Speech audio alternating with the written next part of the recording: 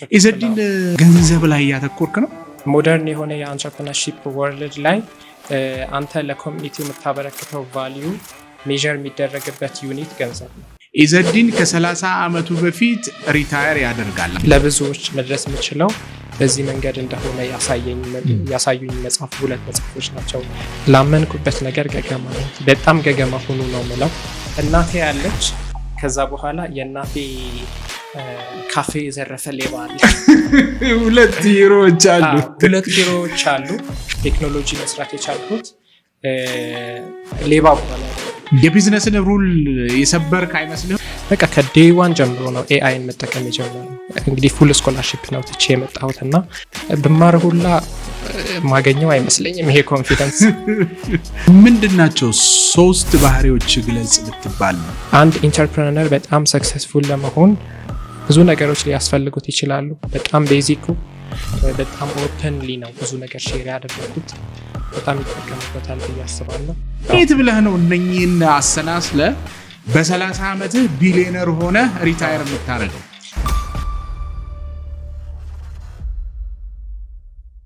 ኢዘዲን እንኳን ደህና መጣ። በመምጣት በጣም ደስ ብሎኛል። እኔም እንኳን በደህና ቆያችሁኝ። ስለጋበዛችሁኝ በጣም አመሰግናለሁ። ስጠብቀው የነበረ እድል ነው፣ ትልቅ እድል ነው። እንደ አጋጣሚ ሆኖ ስላንተ ብዙ ኢንተርቪዎችን እያየው ነበር። ከብዙ ሰዎች ጋር ያደረካቸውን ኢንተርቪዎች እንደዚሁም የመጣህበትን አካባቢ የሚያሳዩ ምስሎችንም እንደዛው እያየው ነበር። ብዙ ነገር በጣም ኢንስፓየር የሚያደርግ ነው። እኔ እንደው መጀመር የምፈልገው በጣም እኔን ካነቃቃኝ አንድ ፖይንት ነው።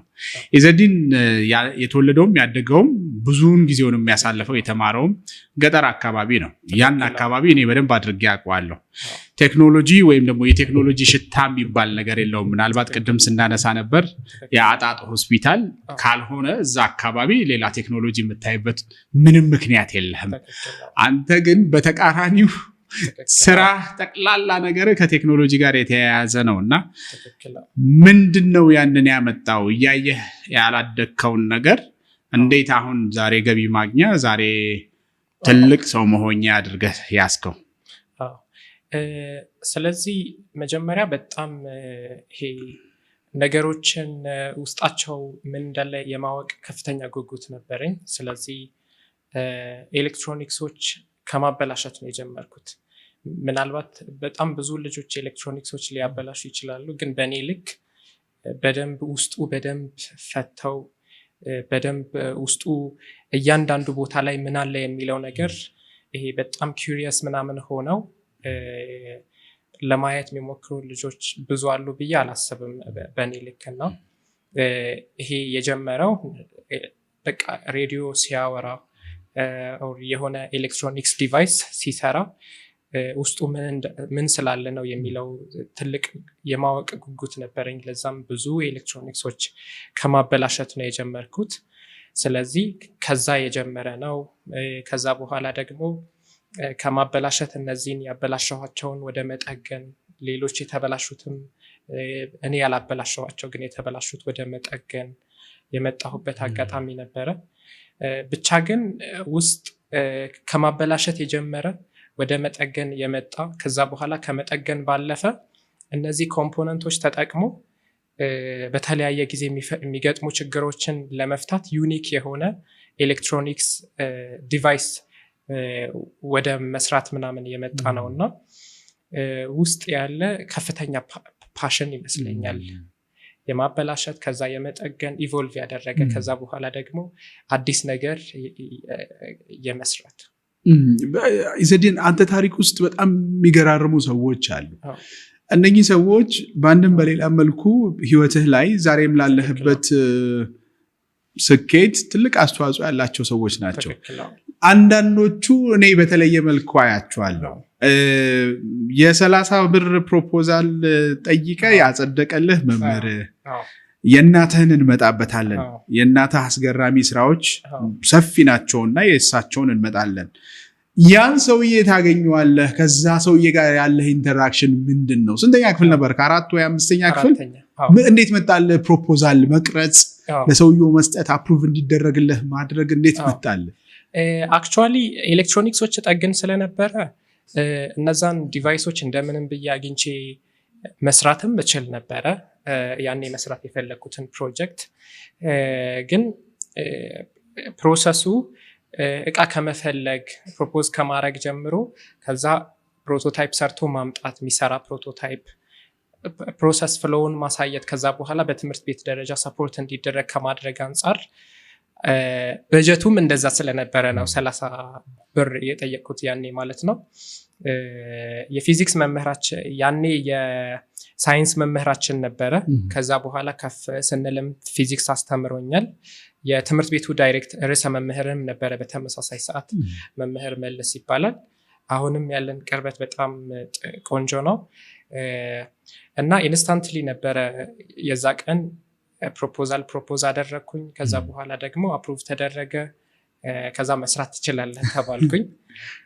ከዛ የሚያስፈልጉኝ ዲቫይሶች እነዛ ኮምፖነንት ኤሌክትሮኒክስ ከሚጠግኑ ብዙ እቃ ምናምን ካላቸው ሰዎች እንዲገዛለኝ አድርጌ መስራት የቻልኩት ማለት ነው። አክቹዋሊ እውቅና እንዲያገኝ ፕሮሰሱንም ጭምር እውቅና እንዲያገኝ ከማሰብ አንጻርም ነበረ ፕሮፖዝ ያደረግኩትና ወደ 3 ፔጅ ነው 4 ፔጅ አካባቢ ነበረ። በአማርኛ ነበረ ጫር የተደረገው። ያኔ ምንም እንኳን ይሄ የሪሰርች ፍሎ የፕሮፖዛል ፍሎ ባላቅም ችግሩን ነበር የገለጽኩት። ከዛ በኋላ ሶሉሽኑን ከዛ የሚያስፈልጉ ግብአቶች በፍሬ ምን ያክል እንደሚያስፈልጉ አንዱ ምን ያክል ኮስት እንደሚያደርግ በአጠቃላይ ምን ያክል እቃዎች እንደሚያስፈልገኝ ዘርዝሬ 30 ብር ነበር የጠየቅኩት እና በጣም የሚገርም ነገር ነው። አሁን ሳስበው በጣም ይገርመኛል። አማውንቱንም እንደው የገንዘቡንም አማውንት 30 ሩብ ጊዜ አይደለም እና 30 ብር በእርግጥ ያው ዴዲኬሽንህንና ጉዳዩን ዳር ለማድረስ የፈለክበትንም መንገድ ስለሚያሳይ ለየት ይላልና እንደው ከአካባቢው አንጻር ካደክበት አካባቢ ሳንወጣ ከዛ አካባቢ አንጻር አንዳንድ የምትሄድባቸው ስቴፖች ወይ የምታደርጋቸው ነገሮች የተለመዱ አይመስሉኝም። እናትህ የሆነ ቃለ መጠይቅ ላይ ይናገሩታል፣ ወጣ ያሉ መንገዶችን ትከተል ነበር። እንደነኛ አይነት መንገድ የሚከተሉ ሰዎች ብዙ ጊዜ በልብ ወለድ ወይ በመጽሐፍ የምታያቸው ወይ ደግሞ በፊልም ተተርኮላቸው የምትመለከታቸው ሰዎች የተለየ የልጅነት ማንነት የነበራቸው ወይም ደግሞ ህይወታቸው ላይ ኢንፍሉዌንስ ያደረጋቸው በጎም ሆነ ሌላ አይነት ተጽዕኖ ያሳደረባቸው ሰዎች አሉ። አንተ እንደዛ ተጽዕኖ የሚያሳድር በጎም ሌላም አይነት ተጽዕኖ የሚያሳድርብህ ሰው ነበር? ለፈጠራውም ለተያያዥ ነገሮችም የሆነ ወቅት ላይ በተለይ ይሄ IoT ኢንተርኔት ኦፍ ቲንግስ ላይ ወደ መስራት ምናምን ከመግባቴ በፊት ኤግዛክትሊ መቼ እንደነበረ አላውቅም፣ ግን እንደ አጋጣሚ ቲቪ የማየት እድል አግኝቼ እስራኤል ቤሌማን አይቼው ነበረ እና ሜይ ቢ አንተ የምታውቀው ከሆነ ይሄ በተለይ ይሄ ኮሚኒኬሽን ዲቫይሶች ላይ ነበረ ሲሰራ የነበረው ቴሌኮም ዲቫይሶች ላይ። ከዛ IoT ላይ ደግሞ ዲቫይሶች ከርቀት በስልክ አክቲቬት ማድረግ ላይ ምናምን ያኔ በተለይ IoT ላይ ተጽዕኖ ፈጥሮብኝ ነበረ ብዬ አስባለሁ። ኢንስፓየር አድርጎ ነበረ። ከዛ በኋላ መልቲፕል IoT ላይ ቤዝ ያደረጉ ቴክኖሎጂዎች ሰርቻለሁ። እንደነ ኤክስፋየር የሚባል ሻይ ቡና የምታፈላበት በስልክ አክቲቬት አድርገው ራሱ ሆት ፕሌቱ የሚያሞቅ የሚያበራ ውሃውን የሚያሞቅ ቴምፕሬቸር ሴንስ አድርጎ ኮፊ ፓውደር የሚጨምር ሲጨርስ የሚዘጋ የሚደውልልህ ሲጨርስ አጥፍቶ እንደዛ አይነት እና ሌሎችም ይሄ በርቀት በስልክ ምናምን እንትን ኮዶች ምናምን ቴክስት አድርገህ የምትከፍተው በር እና ሌሎችም ሰርቼ ነበረ እና ያኔ ኢምፓክት ያደረገኝ እሱ ነበረ ብዬ አስባለሁ። አንድም ኦኬ እንትን እስካምና ድረስ 37 የሚደርሱ የፈጠራ ስራዎች እንደነበሩ አስታውሳለሁ። ወደ ጥያቄ ከመግባቴ በፊት ስለዚህ ጉዳይ አጨምሯል? 38 ሆኗል? አልጨመርኩም። 37 ናቸው። ኦኬ 37 በጣም ብዙ ነው። ያንተ ለኔ ለየት የሚያደርገው ብዙዎቹ እንደ ፕሮቶታይፕ ብቻ የተቀመጡ አይደሉም፣ ወደ ስራ የገቡ ናቸው። ብዙዎቹ የብዙን ሰው ህይወት ያገዙ የነበሩ አሁንም የሚያግዙ አንተ ቢዝነስ እየሰራህባቸው ገንዘብ እያተረፍክባቸው ያሉ ናቸውና እስቲ ዋና ስለምትላቸው ንገረኝና አገሪቱም እየሄደችበት ያለ መንገድ አለ፣ ለቴክኖሎጂም እየተሰጠ ያለው ትኩረት አለና ከዛ ጋር እንዴት ነው የሚተሳሰሩት? ያንተም ቪዥን አለ፣ ሰፊው ቪዥን። እሱስ ቪዥን ላይ ምን አይነት ሚና ይኖራቸዋል እነኚህ ፈጠራዎች? መጀመሪያ ለምን 37 ላይ አቆምኩኝ የሚለው ነገር ብሪፍ ላድርግ። 37 ላይ ያቆምኩት ሞር ሃርድዌር ነበረ ስሰራ የነበረው፣ ይሄ ኤሌክትሮሜካኒካል፣ ከዛ በኋላ አንዳንዴ ፕሮግራም ምናምን ተደርገው የሚሰሩ ዲቫይሶች፣ ችግር ፈቺ ቴክኖሎጂዎች ላይ ነበረ በደንብ ስሰራ የነበረው። ከዛ በኋላ ደግሞ ሞር በተለይ ተርኪ ከሄድኩኝ በኋላ ለትምህርት 2021 ማለት ነው በቃ ትልቅ ፒቮት ምናምን አድርጌ ያለው እዛ የደረሰኝም ሜጀር ሶፍትዌር ኢንጂነሪንግ ነበረ። ላንጉዌጅ ክላስ ላይ ያለው የዌብ ዴቨሎፕመንት እና ሞባይል አፕ ዲቨሎፕመንት ኮርሶች ወስጄ ነበረ። ከዛ በኋላ ደግሞ በጣም በአጭር ጊዜ ውስጥ በርካታ ዌብሳይቶች ሰራው። ከዛ ፒቮት ምናምን አደረግኩኝ፣ በጣም ሜጀር የሚባል ፒቮት። እዛ እንደሄድኩኝ የተወሰነ ጊዜ ኤሌክትሮኒክስ ላይ ሰራ ነበረ። ይሄ አዲስ ነገር መፍጠርን ብቻ ሳይሆን ፖላንድ ላይ ትራንስፈር መልቲሶርት ኤሌክትሮኒክስ የሚባል ቲኤምኢ የሚባል ካምፓኒ አለ እና ቪዲዮዎች እየሰራው ፖስት እያደረግኩኝ ፌስቡክ ላይ ፐር ፖስት ይከፍለኝ ነበር ወደ $50 እና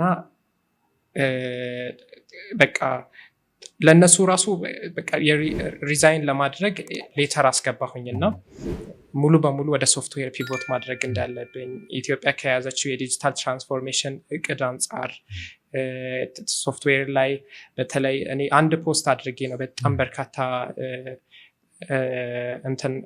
እንትኖች የመጡት ክላየንቶች የመጡት።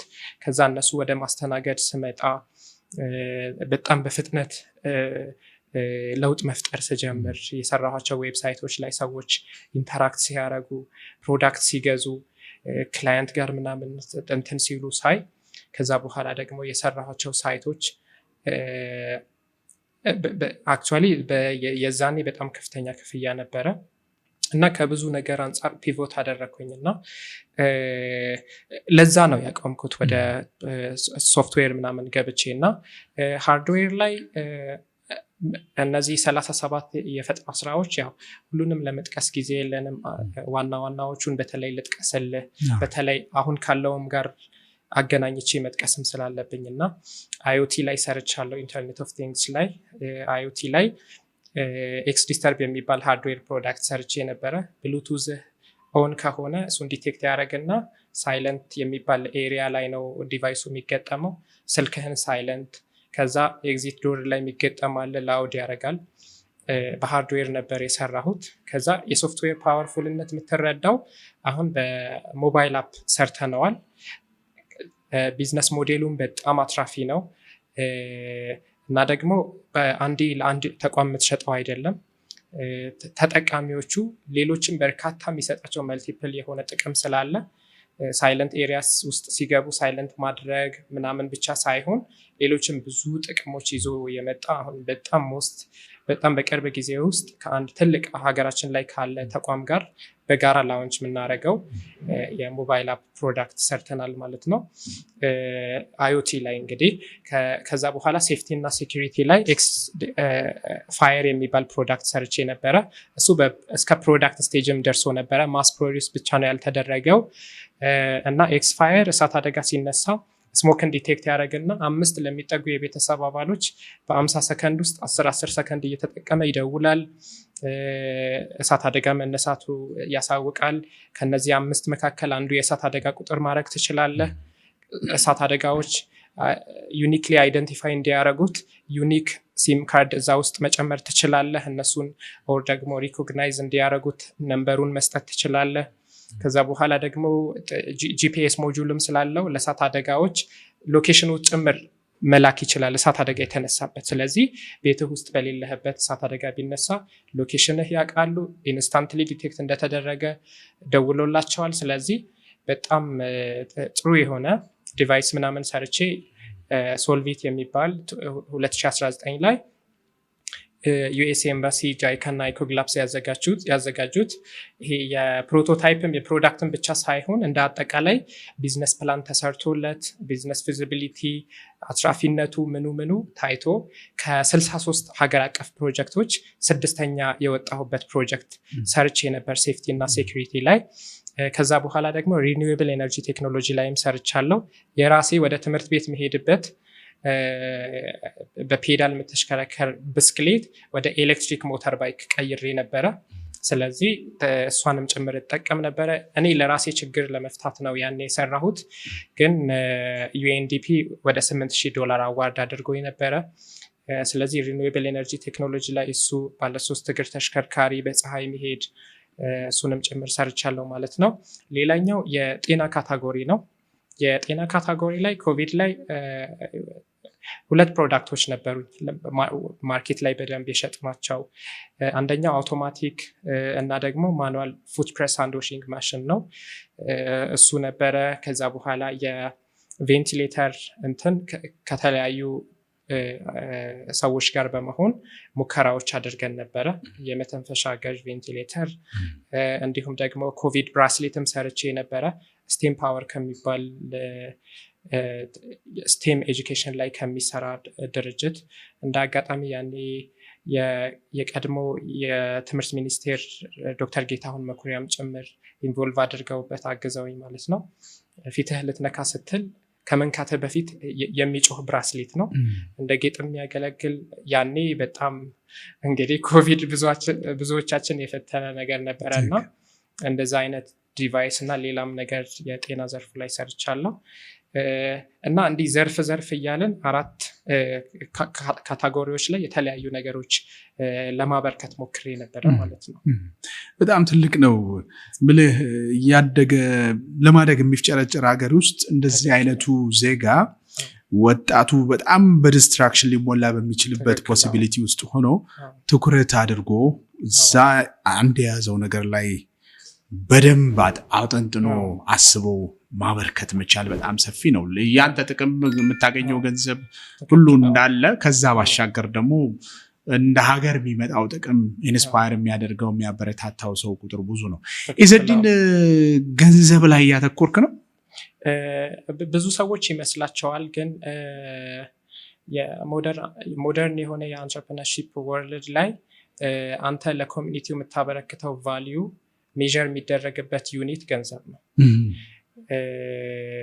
ስለዚህ ለዛ ነው ብዙ ጊዜ ቫሊዩን የምለካው በገንዘብ ስለሆነ ብዙ ሰዎች ምናምን ገንዘብ ላይ ያተኮርኩ ይመስላቸዋል። አክቹዋሊ ገንዘብ የሚመጣው ቫሊዩ ክሬት ስታደርግ ነው።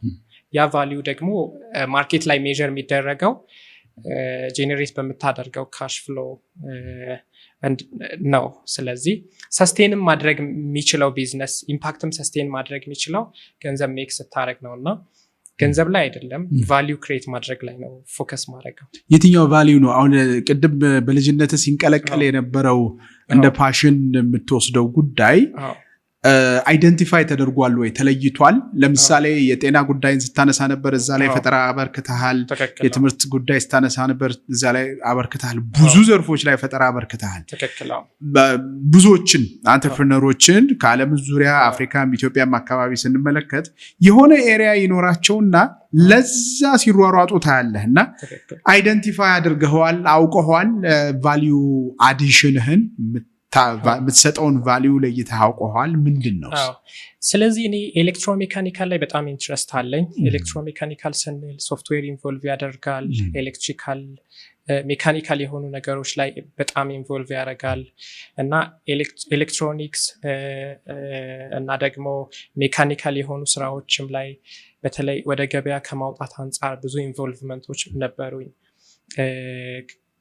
ከዛ በኋላ ደግሞ የሶፍትዌሩም እንደዛው እና እነዚህ ሶስቱን እንለያያቸውና ወደ ምን መጣሁኝ መሰለ ወደ ሞር ሶፍትዌሩ ምናምን መጣሁኝ። በአጠቃላይ ኢዘዲን ምንድነው በጣም የሆኑ ችግሮች መፍታት ነው የምፈልገው። ትልቁ ጎሌ በጣም የሚያስደስተኝም በጣም በልጅነቴ ኤሌክትሮኒክስ ጠግኜ ሲሰራ ሳይ ስሰጣቸው ሲከፍሉኝ ሳይሆን ሲሰራ ምናምን ማሳየቴ ነው ለነሱ መስራቴ።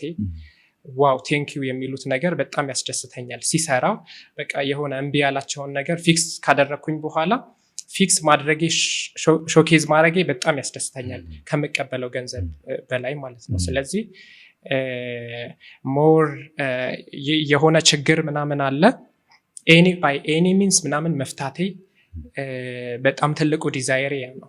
ከዛ በኋላ የሚመጡ ሪዋርዶች ናቸው ፔመንትም ሌላም ነገር እና አዋርድም ፔመንትም ምንም።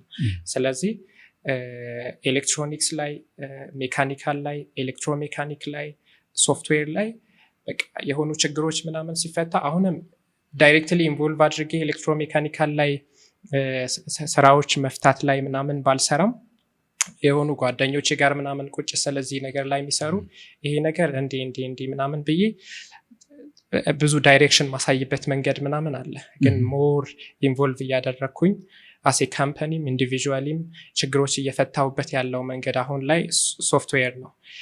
ለምን ይሄ ሆነ እንዳልኩት ብዙውን አይቼዋለሁ። ቢዝነስ ሰስቴን እንዲያደርግ የሚያደርገው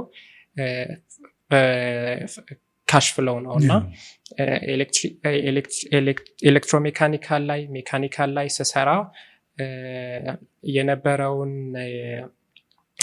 ሪቬኑ በአመት የነበረውን ሶፍትዌር ላይ ስሰራ ኢምፓክቱም አይገናኝም። ፕላስ ደግሞ አንዳንዴ በሳምንት ውስጥ ታገኘዋለህ። ስለዚህ ያ ለምን ይረዳሃል? ወደፊት ተመልሰህ በጣም የምትወደው ግን ብዙ ሪተርን ማታገኝበት ከፋይናንስ አንጻር ኤሌክትሮሜካኒካል የሆነ ኦር ሜካኒካል የሆነ ነገር ላይ ኢንቮልቭ ልታረግ ትችላለህ። ይሄ ምልህ አትራፊ አይደለም ማለት አይደለም። በጣም ይሄ ፕሮፊት ማርጅን የሚባለው ነገር በጣም ክሬዚ ነው። ሶፍትዌር ላይ ስትመጣ ፕሮፊት ማርጅኑ ከ90% በላይ ነው። ወደ ኤሌክትሪካል ኤሌክትሮሜካኒካል ምናምን ስትመጣ በዛ ልክ አታገኘው እና ያ ይሄ ይመስላል። በደንብ አድርጌ ተረድቼሃለሁ። አንድ እንትን አለኝ ኮንሰርን አለኝ ወይ ደግሞ የሚያሳስበኝ ጉዳይ አለ። ልክ እንዳንተ አይነቱ ወጣት የሚፈጥር የሚሰራ የሚተጋ ህልም ይኖረዋል እና የሚያሳካው በተለያየ መንገድ ይሆናል። ብዙ ጊዜ ስታነሳ የምሰማው አንድ ጉዳይ አለ እኔም ታሳካዋለህ ብዬ የማስበው ኢዘዲን ከ30 ዓመቱ በፊት ሪታየር ያደርጋል። አንድ ይሄ ነው። አሁን ወደ 7 ዓመት ምናምን አካባቢ ነው የቀረ። ሚሊዮነር እንደሆንክ አውቃለሁ። ቢሊዮን በዶላር ቢሊዮን መግባት ደግሞ ሌላ ጌም ነው፣ ሌላ ጨዋታ ነው እና ኢዘዲንን ስመለከተው በጣም መልካም ልጅ፣ የዋህ፣ የሰዎችን ችግር አይቶ የሚሳሳ ምንድነው ቡቡ የሆነ ልብ ያለው አይነት ልጅ ነው እና በቢሊዮን የሚሰሩ ሰዎች በዓለም ዙሪያ ስመለከት ኮምፕሌክስ የሆነ የፖለቲካ ጌም፣ ኮምፕሌክስ የሆነ በጣም የተወሳሰበ የቢዝነስ ጌም፣ ኮምፕሌክስ የሆነ ሰዎችን የመያዝ ሰዎችን የመምራት የሰዎችን ፍላጎት ተረድቶ ወደፊት የመሄድ እና ሲስተምን በደንብ የመረዳትና ሲስተም እንደ ለቨሬጅ መጠቀም ባህሪ ያላቸው ሰዎች ናቸው እና ኢትዮጵያ ውስጥ ነው ያለው። ኢትዮጵያ ውስጥ መኖርህ ሶስተኛው ዓለም ውስጥ መኖርህ የሚገድብህ ጉዳይ ይኖራል። ከነሱ የምታገኘው ከመጀመሪያው ዓለም የምታገኘው የተለያየ አይነት ድጋፍ የቴክኒክ ሊሆን ይችላል። ከሪሶርስ ጋር የሚገናኝ ድጋፍ ማነሱ ወይም ደግሞ እዛ ላይ ጥያቄ መነሳቱ እንዳለ ሆኖ ከዛ ባሻገር ደግሞ ከስቴሪዮታይፕ ከአቲቲዩድ የሚነሱ የድጋፍ መቀነሶች ሊኖሩ ይችላሉና እንዴት ብለህ ነው እነኚህን አሰናስለ በ30 ዓመትህ ቢሊዮነር ሆነ ሪታየር የምታረገው? ስለዚህ እኔ በጣም ካልኩሌት አድርጌዋለሁ። ብዙ ሰዎች ከዚህ በፊት ስሰራው ከነበረው ስራ ጋር ነው የሚያገናኙት። ይሄ ማለት ለተቋሞች ሶፍትዌር አበልጽጎ መስጠት፣ ከዚህ ጋር ነው የሚያገናኙት። በአይቤክስ ቴክኖሎጂ እና ፕሮሞሽን ውስጥ ገና 2 ዓመት አልሆነም ከተቋቋመ፣ ግን በጣም በአጭር ጊዜ ውስጥ ከ400 በላይ ድርጅቶች ከ9 በላይ ሀገራት ክላየንቶች ጋር የተለያዩ ሶፍትዌር ፕሮዳክቶች፣ የሲስተም ሶፍትዌሮች ኢንተርናሊ ኦፕሬት የሚያደርጉበት የሞባይል አፖች እንዲሁም ዌብሳይቶች እና ሌሎችም ዲጂታል የሆኑ ሰርቪሶች በደንብ ስንሰጥ ቆይተናል። አሁንም እየሰጠን ነው እና በእርግጥ ለተቋሞች ሶፍትዌር ዴቨሎፕ እያደረግ በጣም በአጭር ጊዜ ውስጥ ለዛውም በዩኤስዲ ቢሊየነር አትሆንም እና እኔ በጣም ትልቁ ጎሌ መስራት የምፈልገው ኢኮመርስ ላይ ነው እና ለረጅም ጊዜ ፓርትነር ስፈልግ ነበረ። ግን ፓርትነር ምናምን ስለ ገንዘብ ብቻ ያለው አይደለም፣ ስትራቴጂካሊ በደንብ ሊያግዝ የሚችል እና የዛሬ 5 ዓመት አካባቢ ነበረ ቢዝነስ ፕላን። ያኔ እንደውም ሞር ፕሮፌሽናል በሆነ ሰው ብዬ ያሰራሁትና ብዙ ሰዎች ለማነጋገር ሞክሬ ነበረ። ኢትዮጵያ ላይ ሁሌ እንዲህ አይቀጥልም፣ ስለዚህ የኢኮመርስ ንግድ መጀመር አለብን፣ ፕላትፎርም አበልጽገን የሚል ነገር እንትን ብዬ የተለያዩ ሰዎች አነጋግሬ ነበረ። በተለይ ሎካል ኢንቨስተሮች ማለት ነው። በኢኩዊቲ ቫሉዌሽን በተለያዩ ነገሮች ምናምን ሳንስማማ ቀርተን ነበረ። የሆነ ታይም ላይ ደግሞ ተርኪ ላይ ትምህርት ላይ ስለነበርኩኝ ያኔ ደግሞ ኢንቫይት ተደርጌ ከዛ በፊት አፕሮች ያደረግኩት ሰው ትምህርት ላይ ስለሆንኩኝ አሁን ላይ መጀመር አልፈልግም የሚል ነገር ነበረኝ እና ያኔ ራይት ፓርትነሮች አልነበሩ። በጣም ከፍተኛ የፋይናንስ አቅም ነበራቸው፣ የኔትወርክ አቅምም ነበራቸው፣ ግን በረጅም ዓመት ኢንቨስትመንት ሪተርን የሚያምኑ እንደዛ አይነት ሰዎች አልነበሩም እና በጣም ነው ደስ ያለኝ። ከዛ በኋላ ደግሞ የኢንዶኔዥያ አፍሪካ ፎረም ላይ በኢትዮጵያ የኢንዶኔዥያ አምባሳደር ኢንቫይት አደርገውኝ የአፍሪካን ወጣቶች ወክዬ ንግግር እንዳደርግ ኢንቫይት አደርገውኝ ወደ ኢንዶኔዥያ ሄጄ ነበረ የዛሬ 8 ወር አካባቢ እና እዛ ንግግር በማድረግበት ሰዓት በጣም ትልቅ ሰው ከፊት ለፊት ነበረ። ዴቪድ ሃልበርት ይባላል። የፔናትራን ግሩፕ ሲኢኦ ነው። ትልቅ ኢንቨስተር ነው እና በጣም ብዙ ሰዎች አቴንሽናቸው ሰጥተው ንግግር ሳረግ ያደምጡኝ ነበር። እሱ ግን ስልኩ ነበር ሲነካ የነበረው። ከዛ በኋላ ስወርድ ለመጀመሪያ ጊዜም ሰላም ያለኝ እሱ ነው እና ይሄ ሰውዬ መድረክ ላይ ምናምን እያለው ዲስትራክት ሲያረግ አሁን ደግሞ ምንድነው ሰላም ይለኝ። የመጀመሪያ ጥያቄው ኢዘድ ኢንዲድ ዩ ጌት ኤኒ ፎሬን ኢንቨስትመንት ቢፎር ነበር ያለው እና ኖ ያልኩት። ከዛ በኋላ ቢዝነስ ካርዱ ሰጠኝና በቃ በደንብ ቢዝነስ ካርዱ ይኸው። ከዛ በኋላ ደግሞ የት ነው ሆቴል ያረፍከው አለኝ። እንዲህ ያልኩት። ከዛ ነገ ይመችሃል ወይ ብመጣ አለኝ። አው ይመቸኛል አልኩት። በጣም እኔ ያረፍኩበት ሆቴል በጣም አነስተኛ ሆቴል ነበረ። እንደ አጋጣሚ የመጀመሪያ እና ሁለተኛ ቀን ላይ ያረፍንበት ትልልቅ ፕሬዝዳንቶች እነ ፖል ካጋሜ ተጠርተው ነበረ። በኢንዶኔዥያ ላይ በጣም አንደኛ የሆነ ኢቨን ኤዥያ ላይ ራሱ ሁለተኛ የሆነ ሙሊያ የሚባል ሪዞርት ነበረ እና እንደ አጋጣሚ እዛ እያረፍኩ አይደለም ለመሄድ እየተዘጋጀው በጣም አነስተኛ ሆቴል እንግዲህ እዛ እመጣለሁ አለኝ። ቤት ከሄድኩኝ በኋላ ፔናትራን ግሩፕ ምናምን ብዬ ሰርች አድርጌ ለማየት ሞከርኩኝ። እንዳጋጣሚ ተርኪ እያለሁ ዊክሊ ቢያንስ አንዴ ፕሮዳክት መገዛበት ኢኮሜርስን ባክ ሚያረግ፣ ፍላተር ዌቭን ባክ ሚያረግ፣ ጎጄክን ኢንዶኔዥያ ላይ ከ10 ቢሊዮን ዩኤስዲ በላይ ወርዝ የሚያረግ ነው ያንን ባክ ሚያረግ እና ሌሎችም 18 ዩኒኮርኖች ባክ ሚያረግ ሰው ነው እና ቶሎ ብዬ ምንድነው ያደረግኩት ቢዝነስ ፕላኑ ነበረ፣ ቢዝነስ ሞዴሉ ነበረ እና በየጊዜው አፕዴት አደርገዋለሁ። በየአመቱ አንዳንዴ በወርም ምናምን እየገባሁ አፕዴት አደርገዋለሁ እና በጣም ሞስት ሪሰንት ነው ያደረግኩት። ጉግል እያረኩ ሪሰንት የሆኑ ዳታዎች እያስገባሁ አፕዴት አደረግኩት። በነጋታው ምናምን ተገናኘን፣ ቴብል ላይ በደንብ ቁጭ ብለን አወራን። በቃ ዲሳይድ ምናምን አረገ። ከዛ በኋላ ደግሞ እንግዲህ ያልኩትን ትልቁን ህልም ማሳካበት ቲና ማርት የተባለ የኢኮሜርስ ፋሽን ላይ ፎከስ የሚያደርግ የፋሽን ኢኮሜርስ ፕላትፎርም የዛሬ 5 ወር አካባቢ ላውንች አረግን ማለት ነው እዚህ አዲስ አበባ። እና ቲና ማርት ላይ በደንብ አቺቭ ማድረግ እችላለሁ ብዬ አስባለሁ፣ ይሄ ጎሌ። ከዛም በተጨማሪ ምን አደርጋለሁ መሰለ፣ በጣም ብዙ ሰዎች አብረን እንስራ ይሉኛል፣ ኢንቨስተሮች፣ በተለይ ኢንቨስት ማድረግ የሚፈልጉ ቢዝነስ ኦውነሮች እና አይዲያ ያላቸው ደግሞ ጓደኞች ምናምን አሉኝ። እነሱን አስተባብሬ እኔ አድቫይዝ እያደረግኩኝ የተለያዩ ፒኤልሲዎች እያቋቋምን ነው። በጣም አቅም ያላቸው ልጆች፣ በጣም ጠንካራ ልጆች ማለት ነው። በዋናነት ግን ኢኮመርሱ ላይ በጣም ትልቅ ለውጥ መፍጠር እንችላለን ብዬ አስባለሁ። አይቤክስም ላይ ያሰብነው የኤክስ ዲስተርብ የሚባለው ፕሮዳክት በጣም ትልቅ ገንዘብ ጄኔሬት የሚያደርግ ብዙ ኢምፓክት መፍጠር የሚችል ነው። ግን በዋናነት እንዳልኩ ቅድምም አንተ ብለኸዋል፣ ኢትዮጵያ ውስጥ ብቻ ሰርቭ በሚያደርግ ፕሮዳክት ብለኸዋል። ቲና ማርት በጣም ብሮድ የሆነ ቪዥን ምናምን አለው። ከ1 ዓመት በኋላ ቲና ኤክስፕረስ የሚባል ኢንሃውስ ሎጂስቲክስ ሰብሲደሪ ካምፓኒ ላውንች እናደርጋለን። ማይክሮ ሌንዲንግም እንጀምራለን በትንሽ አመታት ውስጥ። ቲና ፔይ የሚባል ሲስተር ካምፓኒ ይኖረዋል። ከዛ በኋላ ትልልቅ ያሰብናቸው ሰዎች ምናምን አሉ። ኔክስት ራውንድ ይሄ ሲድ ራውንድ የሚባለው ኢንቨስትመንት በጣም በትልቅ ቫሉዌሽን ቀጣዩ ሜይ ላይ ሬዝ እናደርጋለን እና ከረንትሊ በጣም ስትሮንግ የሆነ ቲም ነው ቢውልድ ያደረግኩት።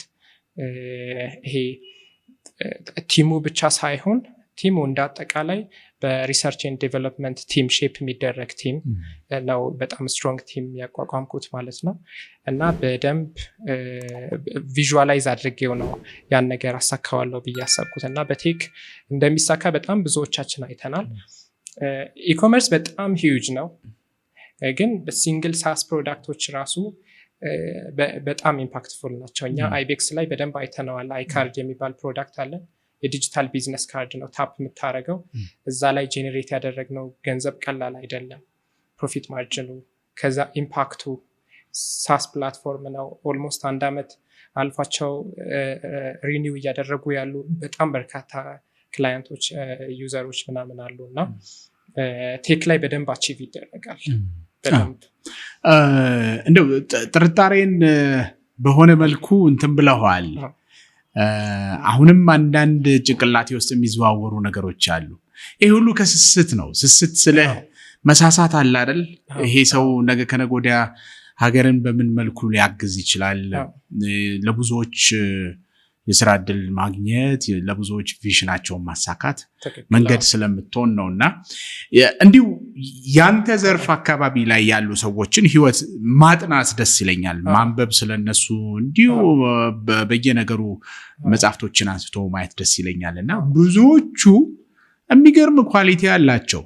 ይሄ ፈረንጆቹ ቲክ ስኪን የሚሉት ነገሮችን የመቋቋም የሚዲያ ውርጅብኛ አንዳንዴ ይመጣባቸዋል። ከህግ ጋር የሚገናኝ ነገር በየቦታው ስካንድል፣ ህይወታቸው በዚህም በዛም ይተራመሳል። በዛ ሁሉ አልፈው ዩኒኮርኖችን ሊድ የሚያደርጉ የዓለምን ቴክኖሎጂ ሁኔታ ሊድ የሚያደርጉ ሰዎች ናቸውና እንደ ዋና ባህሪ ምን አላቸው እነኚህ ሰዎች ብዬ ሳስብ ብዙዎቹ በጣም በማንበብ ላይ ይጠመዳሉ። ሲያነቡም የሚያነቡት ዳይቨርስ የሆነ አይነት መጽሐፍ ነው። ያንተ ፍላጎት ምን አካባቢ ነው? አንተን ኢዘዲንን ወደዛ ለማሻገር ወደዛ ለማምጣት በምንድን ነው የምታግዘው? ትክክል።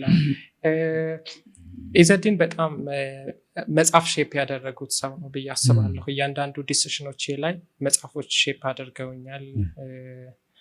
በርካታ መጽሐፎች አነባለሁ፣ ኢንተርፕረነርሺፕ ላይ፣ ባዮግራፊ ላይ፣ ከዛ በኋላ ደግሞ የቢዝነስ መጽሐፎች ላይ በደንብ አነባለሁ። አንዳንዴም ደግሞ ሰልፍ ሄልፕ የሚባሉ መጽሐፎች በደንብ አነባለሁ እና በደንብ መጽሐፎች ሼፕ ያደረጉኝ ሰው ነኝ ብዬ አስባለሁ። በተለይ በህይወቴ የነበሩት ትልልቅ ውሳኔዎች መጽሐፎች ካነበብኩኝ በኋላ የመጡ ናቸው።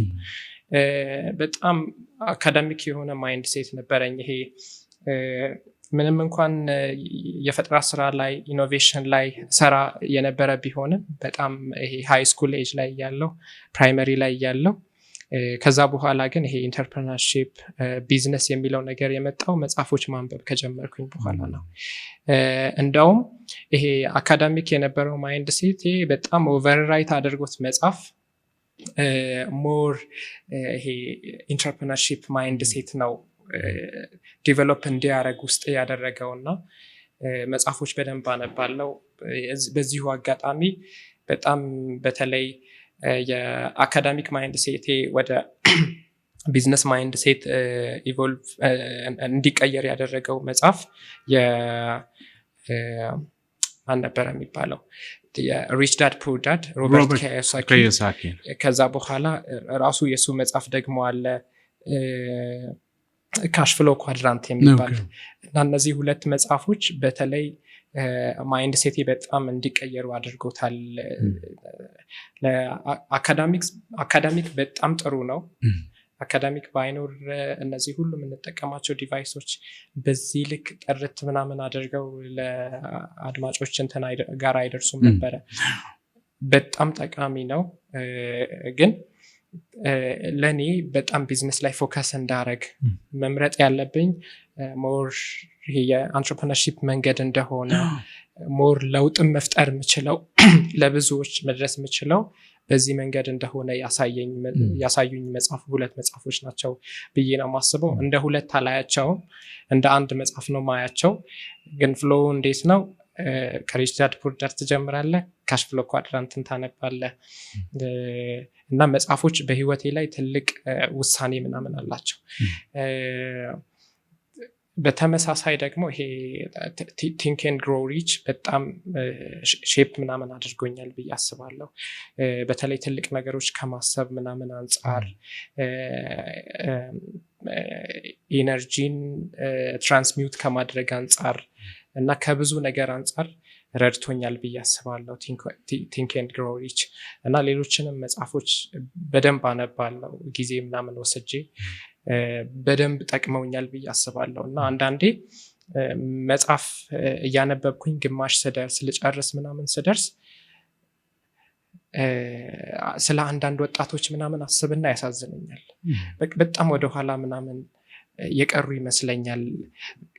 የሆነ ትልቅ ነገር ያመለጣቸው ትልቅ ሚስጥር ምናምን ያላወቁ ይመስለኛል። እና ሁሌ የሆነ መጽሐፍ ካነበብኩኝ በኋላ ሳላቀው የሆነ ስራዬ ላይ አፕላይ አደርገዋለሁ።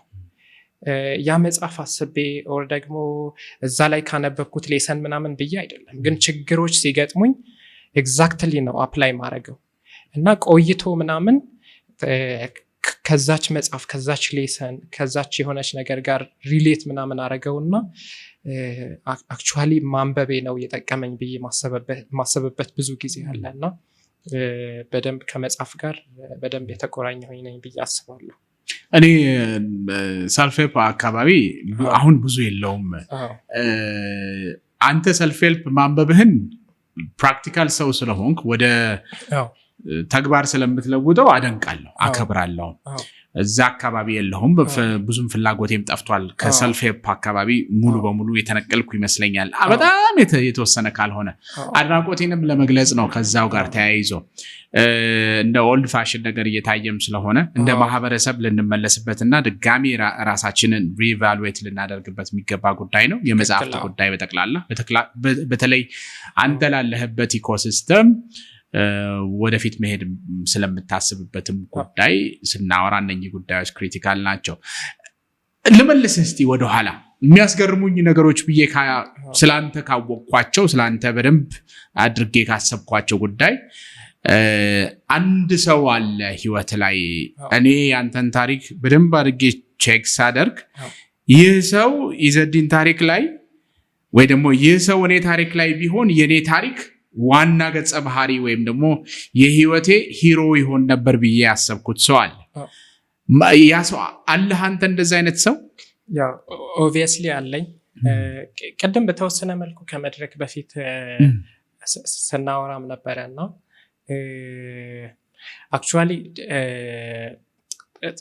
ስናወራ ትንሽ እኩል ሆነውብኛል። እንዴት መሰለ እናቴ ያለች ከዛ በኋላ የእናቴ ካፌ የዘረፈ ሌባ አለ። ሁለት ሂሮዎች አሉ። ቶታሊ ከኤሌክትሮኒክሶች ከመጠገን በጣም ኮመን የሆነ ስራ ከመስራት የእናቴ ቤት ለመዝረፍ ድጋሚ ሌባው ቢመጣ በሯ ሲነካው ወደ አባቴ ጋር ስልክ እንዲደውል ቴክኖሎጂ መስራት የቻልኩት ሌባው በመኖሩ ነው። ሌባው አንዱ ሂሮ ነው ብዬ አስባለሁ፣ ግን ከእናቴ ምናምን አይበልጥም። ምክንያቱም እናቴ በፕሮሰሴ ውስጥ ሁሉ ከኔ ጋር ሆናለች እና እናቴ በጣም ትልቅ ሂሮዬ ናት። እነዚህ በጣም ኤርሊ ኤጅ ላይ የፈጠራ ስራዎች ስሰራ ምሽት ሳመሽ ምናምን እስከ 7 ሰዓት 8 ሰዓት 9 ከዛም በላይ የሚቆይባቸው ሰዓቶች ነበሩ። ሻይ እያፈላች ቡና እያፈላች ከኔው ጋር ቁጭ ብላ ታነጋ ነበረ እና በጣም ሂሮዬ ናት ብዬ አስባለሁ። እና እሷንም ላለፈውንም ለሚመጣውንም ሁሉ እሷን በጣም ማመስገን እፈልጋለሁ። ኦብቪየስሊ ከእናት በላይ ምንም የለም እና እዚህ ጋር ማበላለጥም የለብኝም እና እናቴ ለእኔ ትልቅ ሂሮዬ ናት። አዎ ቅድምም እንዳልከው ስናነሳው ነበር፣ በሰፊው ስለዚህ ጉዳይ ስናወራ ነበር። ጀግና የሆኑ እናት ናቸው። የኢትዮጵያ እናቶች በተለይ ብዙዎቹ ጀግናዎች ናቸውና ትልቅ ነገር ነው። ሌላኛው ክሪቲካል ጉዳይ ብዬ ስለአንተ ህይወት ሳስብ ወይም ደግሞ እዚህ አንስተን ዲስከስ ብናደርግበት ብናወራበት ብዬ ሳስብ ያንተና ያስተዳደገ አሁን ያለህበት ሁኔታ አለ። ያንተ ዘርፍ ላይ ያሉ ሰዎች ህይወትና በተለይ እኔ ስለ ወርክ ላይፍ ባላንስ ምናምን ላወራህ አልፈልግም። ፓሽንህ ሊድ የሚያደርግ ከሆነ በዛ አንተ የሆነ ግባት ከጨመርክበት ትክክለኛ መንገድ እንደምትሄድ ገምታለሁ። ግን ኢንዱስትሪ ውስጥ ያሉ ሰዎች በብዛት ስመለከት ወዲያው የፈጠራ ስራ ውስጥ ከገቡ ቴክኖሎጂን አንደርስታንድ ካደረጉ በኋላ የእግዚአብሔርን ኤግዚስተንስ መጠየቅ አለ። ብዙዎቹን የምከተላቸው ሰዎች ያንን ወደዛ ማምጣት በጣም ዲቴል የሆኑ ዲፕ የሆኑ ቲዮሪዎችን ወደ ማንበብ እና ከነሱ ጋር ስትራግል የማድረግ ጉዳይ አለ። እንዴት ነው? ኢትዮጵያዊ ነህ፣ ወጣት ነህ፣ ብዙ ነገሮችን እያበረከትክ ነው። ከስፒሪቹዋል ህይወትህ ጋር ያለው ነገር ምን ይመስላል? እንዴት እያስኬድከው ነው? ምንስ አይነት ኤሰንስ አለው? ምን አይነት አበርክቶስ አለው ለአንተ ህይወት? እኔ ስፒሪቹዋሊቲ ላይ ያለኝ አቋም ምንድን ነው? ስፒሪቹዋሊቲ የሶስት መስመሮች ምናምን የሚያሳምር ይመስለኛል እና እነዚህ ሶስት መስመሮች በተለይ የሚያሳምርልህን መስመር በደንብ የምትከተል ከሆነ ህይወትህም ላይ በጣም ሰክሰስፉል ትሆናለህ። ታይምህን ሴቭ ታረጋለህ፣ ኤነርጂህን ሴቭ ታረጋለህ፣ ሰዎችን አትጎዳም፣ ኢሞሽንህን ማኔጅ ታረጋለህ እና ሃይማኖት አረንጓዴ፣ ቢጫ፣ ቀይ መስመሮች ምናምን ያሰምርልሃል። ይሄንን አታድርግ ማስጠንቀቂያ ነው፣ ይሄ በጣም አድርግ ይጠቅምሃል፣ ከዛ በኋላ ደግሞ ይሄ ካደረግ ቅጣቱ ከፍተኛ ነው ይልሃል እና አክቹዋሊ ስፒሪቹዋሊቲን በደንብ አንደርስታንድ ምናምን አድርጎ እየተገበረ ያለ ሰው በሚሰራው ነገር በጣም ደስተኛ ይሆናል። ፕላስ ደግሞ አሁን እኔ ቁርአንን እና ሐዲስን እንደምንድን ነው መሰለህ የምረዳው እንደ ህይወት መመሪያ ነው። ስለዚህ እንደ ህይወት መመሪያ እየተረዳሁኝ እየተገበርኩኝ ስላለሁት ሰዎች በጭራሽ አልጎዳም። ሰዎች የሚጎዳ ነገር አላረግም። ከሰዎች እንዴት ኢንተራክት ማድረግ እንዳለብኝ ይነግረኛል። ሮንግ ቢዝነስ መስራት እንደሌለብኝ ይነግረኛል። ስለዚህ ታይሜን አልባሌ የሆነ ነገር ላይ ማሳለፍ እንደሌለብኝ፣ ታይም ላይ ያለኝ ነገር እና ኢነርጂ ጭምር እንዴት ሴቭ ማድረግ እንዳለብኝ በደንብ ይነግረኛል እና እንደ ህይወት መመሪያ ነው የምወስደው እና ፈርዘር ሪሰርች ምናምን ማድረግ ላይም አልገባሁኝም። ግን ስፒሪቹዋሊ በጣም ስትሮንግ ሆኜ እስካሁን መቆየቴ ህይወቴ ላይ ያመጣው በጣም ከፍተኛ የሆነ ለውጥ ምናምን አለ። በጣም ከፍተኛ የሆነ ቅድም ካልኩ ኤነርጂ፣ ገንዘብ፣ ታይም ሴቭ ከማድረግ እና ደግሞ ኢሞሽንን ማኔጅ ከማድረግ ቢዝነስን ማኔጅ ከማድረግ አንጻር በጣም ጠቅሞኛል እና ስፒሪቹዋል ላይ ያለኝ አቋም ይሄ ይመስላል። በዓለም ዙሪያ የምትከተለው ሰው አለ? ከኢትዮጵያ እንጀምርና ኢትዮጵያ አሁን የደረስክበት ሁኔታ አለ። ከዚህም ከቀረጻው በፊት አንዳንድ ነገሮችን ስለአንተ ስላለህበት ኢኮሲስተም ስለ ኢንዱስትሪው በጠቅላላ እያወራን ነበር። ነገሮች ላይ በጣም ይሄዳል። ዲቴይል አንደርስታንድ ታደርጋለህ፣ ዲቴይል ታውቃለህ። ኢትዮጵያ ውስጥ የምትከተለው እንደ ሮል ሞዴል ወይም ደግሞ እንደ ሜንቶር የምታየው ሰው አጠገብህ ኖሮም በሩቅም ቨርቹዋሊ የምትከተለው ሰው አለ? በዓለም ዙሪያ ሳለ ቢዝነስ ላይ አሉ እንደነ ሪቻርድ ብራንሰን። ቢዝነስ ስንል በጣም ኢንቮልቭ የሚያደርገው ካሽ ኢምፓክት መፍጠር ምናምን አይደለም።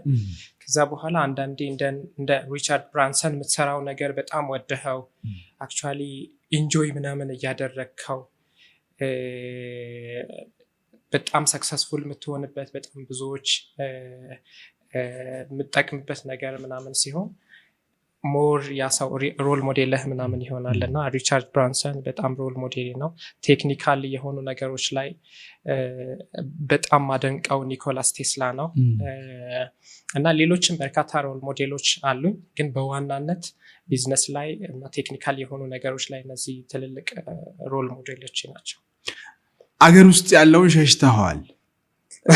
እኔ እሱን ማወቅ እፈልጋለሁ። ሀገር ውስጥ በጣም ብዙ ሰክሰስፉል የሆኑ ሰዎች አሉ። በጣም በርካታ ብዙ ሰክሰስፉል የሆኑ ሰዎች አሉ። ግን በጣም ደስ የሚለኝ ምን ቢሆን ነበረ መሰለ፣ አሁን ሞር ወደ ካፒታል ማርኬት ምናምን እየመጣን ነው። ካፒታል ማርኬት ላይ ቢዝነስህ ላይ ምንም አይነት ሼዲ የሆኑ ነገሮች ስታፎች ምናምን ኢንቮልቭ አያረጉም። ወደዛ ኢንቫይሮንመንትም ስትገባ እነዛ ነገሮች ምናምን ተጣርተው ነው። ሞር ቢዝነስ ላይ በተለይ ከካፒታል ማርኬቱ በኋላ በጣም ብዙ ሮል ሞዴሎች ይኖሩኛል ብዬ አስባለሁ። ተቋም ከመምራት ጋር በተያያዘ ግን ፍሬህይወት ታምሩን እንደ ሮል ሞዴል ማንሳት እችላለሁ። የሴት ጀግና ናት ማለት እችላለሁ። እሺ፣ እዚቹ አካባቢ አንዲት ነገር አለችኝ። እንትኑን ኢዘዲን ፖለቲካሊ ዎክ አይደለም ወይም ደግሞ ፖለቲካሊ በደንብ እዛ አካባቢ ላይንድ አይደለም የሚለውን ሰርዣለሁ። በደንብ አድርገህ ዲስፕሩቭ አድርገህልኛል። ኢትዮጵያ እየሄደችበት ያለው መንገድ አለ። በተለይ ዲጂታሉን ዓለም እጅግ በደንብ ሰፖርት አድርጎ ዲጂታሉን ዓለም ሌብነት መቀነሻ ከዛም ባለፈ የሰርቪስ ማሳለጫ እያደረገች እየያዘችው ነው። በዚህ አንተ ምን ያህል ትጠቀማለህ? ምን ያህል ቤኔፊቶችን ታገኛለህ? ህልምህ አለ፣ ቢሊዮነር የመሆን ህልምህ በሚቀጥሉት 7 ዓመታት ውስጥ ይሄንን ምን ያህል ያግዝልሃል? ከዚህ ጋር ተያይዞ አንድ ማንሳት የምፈልገው ጉዳይ አለ። የኢትዮጵያ ችግሮች አሉ። ከሂውመን ካፒታል የሚነሳ የሰው በዛ ሌቭል ስኪልድ ያለመሆን፣ የሰው በዛ ሌቭል ያለመብቃትና የበቃውም ሰው ሬዲነሱም ወይም ደግሞ ፎከሱም አንድ ጉዳይ ላይ ገንዘብን ማግኘት ወይ ደግሞ ገንዘብን አኪሙሌት ከማድረግ ከማከማቸት ጋር የተያያዘ ሆኖ ብዙ ትቸገራለች እንደ ሀገር። ምንድነው ያንተ አስተዋጽኦ የሚሆነው? ቴክኖሎጂስት ነህ። የቴክኖሎጂ የኢኮሜርስን ጉዳይ የቴክኖሎጂን ጉዳይ በደንብ አንደርስታንድ ታደርጋለህ። ኤንጌጅም ልታደርግ የምፈልግበት አካባቢ እሱ ነውና እስቲ ሰፋ አድርገህ ንገረኝ ያንተ አስተዋጽኦ እዛ አካባቢ ምን ሊሆን እንደሚችል። የዲጂታል ትራንስፎርሜሽን ላይ በጣም ብዙ አስተዋጽኦ ከዚህ በፊትም ይሄ በጣም ዋይድ ምናምን የሆነ ባይሆንም በተወሰነ መልኩ በአይቤክስ ቴክኖሎጂ እና ፕሮሞሽን አማካኝነት ነበረን ብዬ አስባለሁ።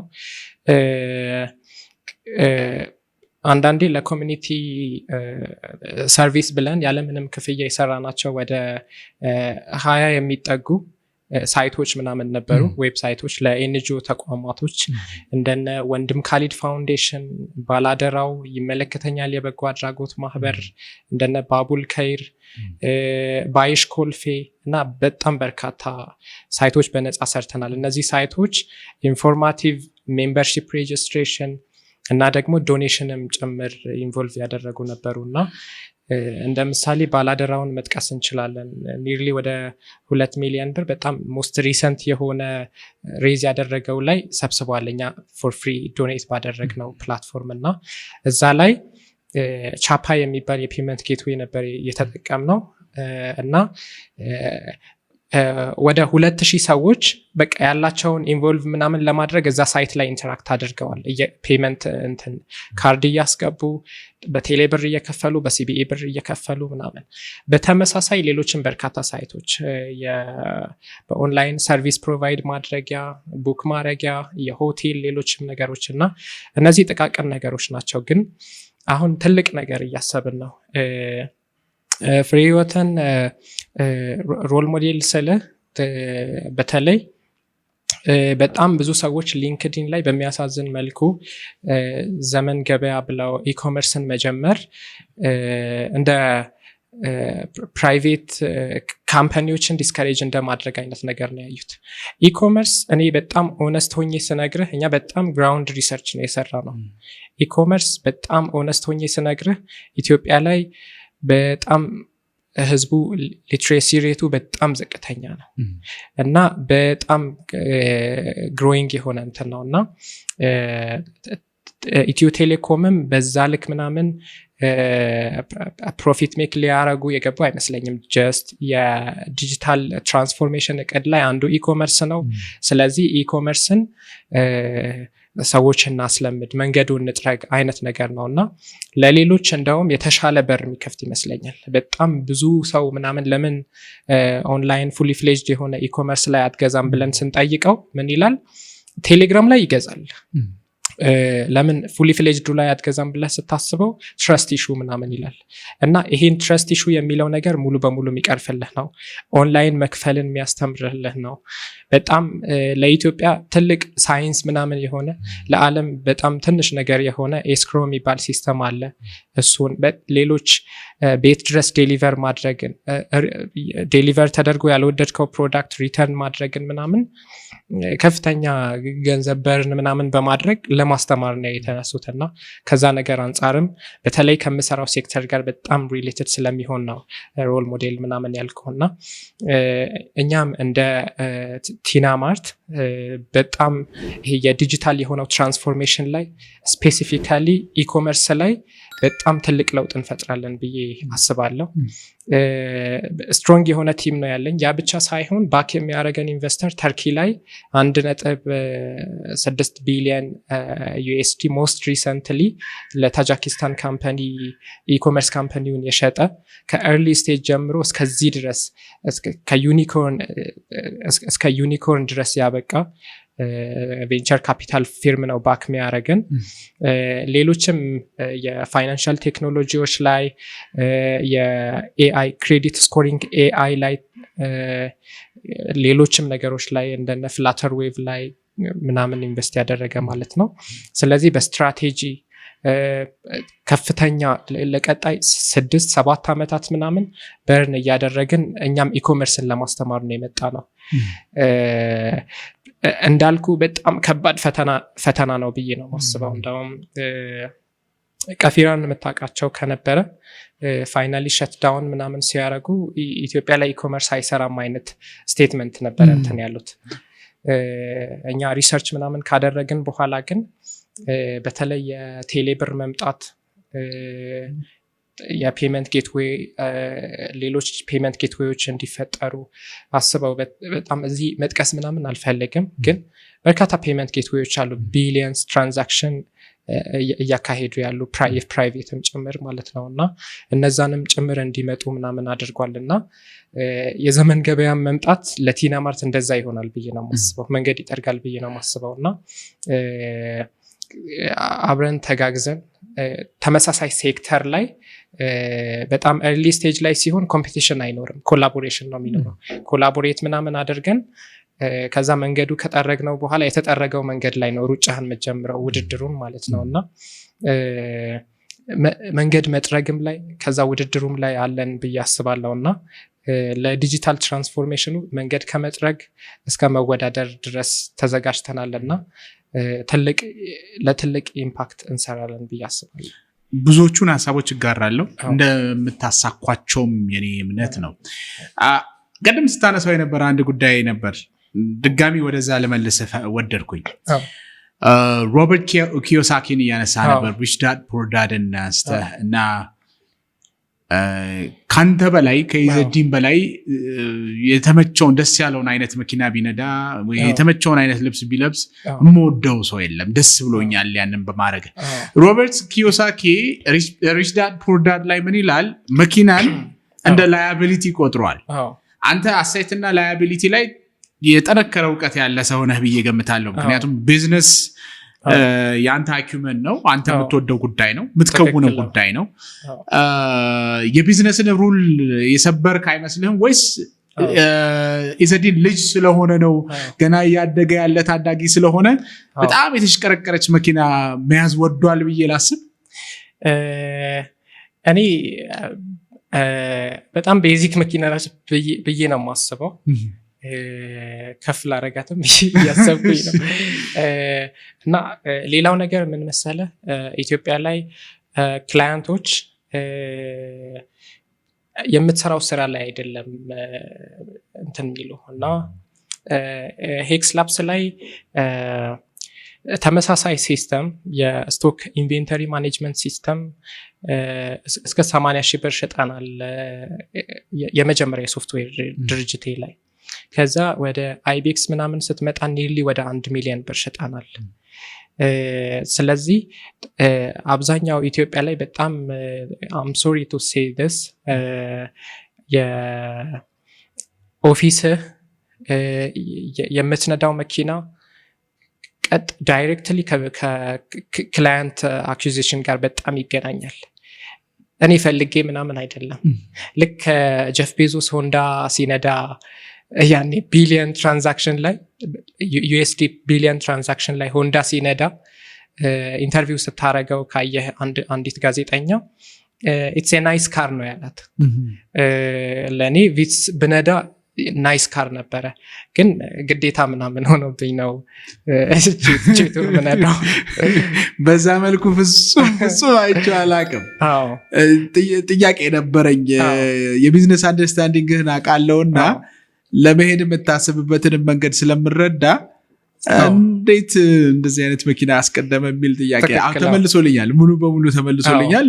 ሜንታሊቲውም ያልከው አቲቲዩድም በትክክል አለ። በተለያየ መልክ የምናየው ጉዳይ ነው። የኤአይ መምጣት ሌላ ከአንተ ጋር ላወራ የምፈልገው ጉዳይ ነው። ሰዎች የተለያየ አመለካከት አላቸው ስለ ኤአይ መምጣት።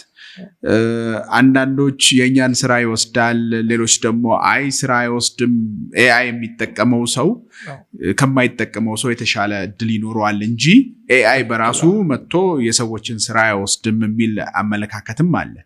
የኛ ሁኔታ ደግሞ አለ።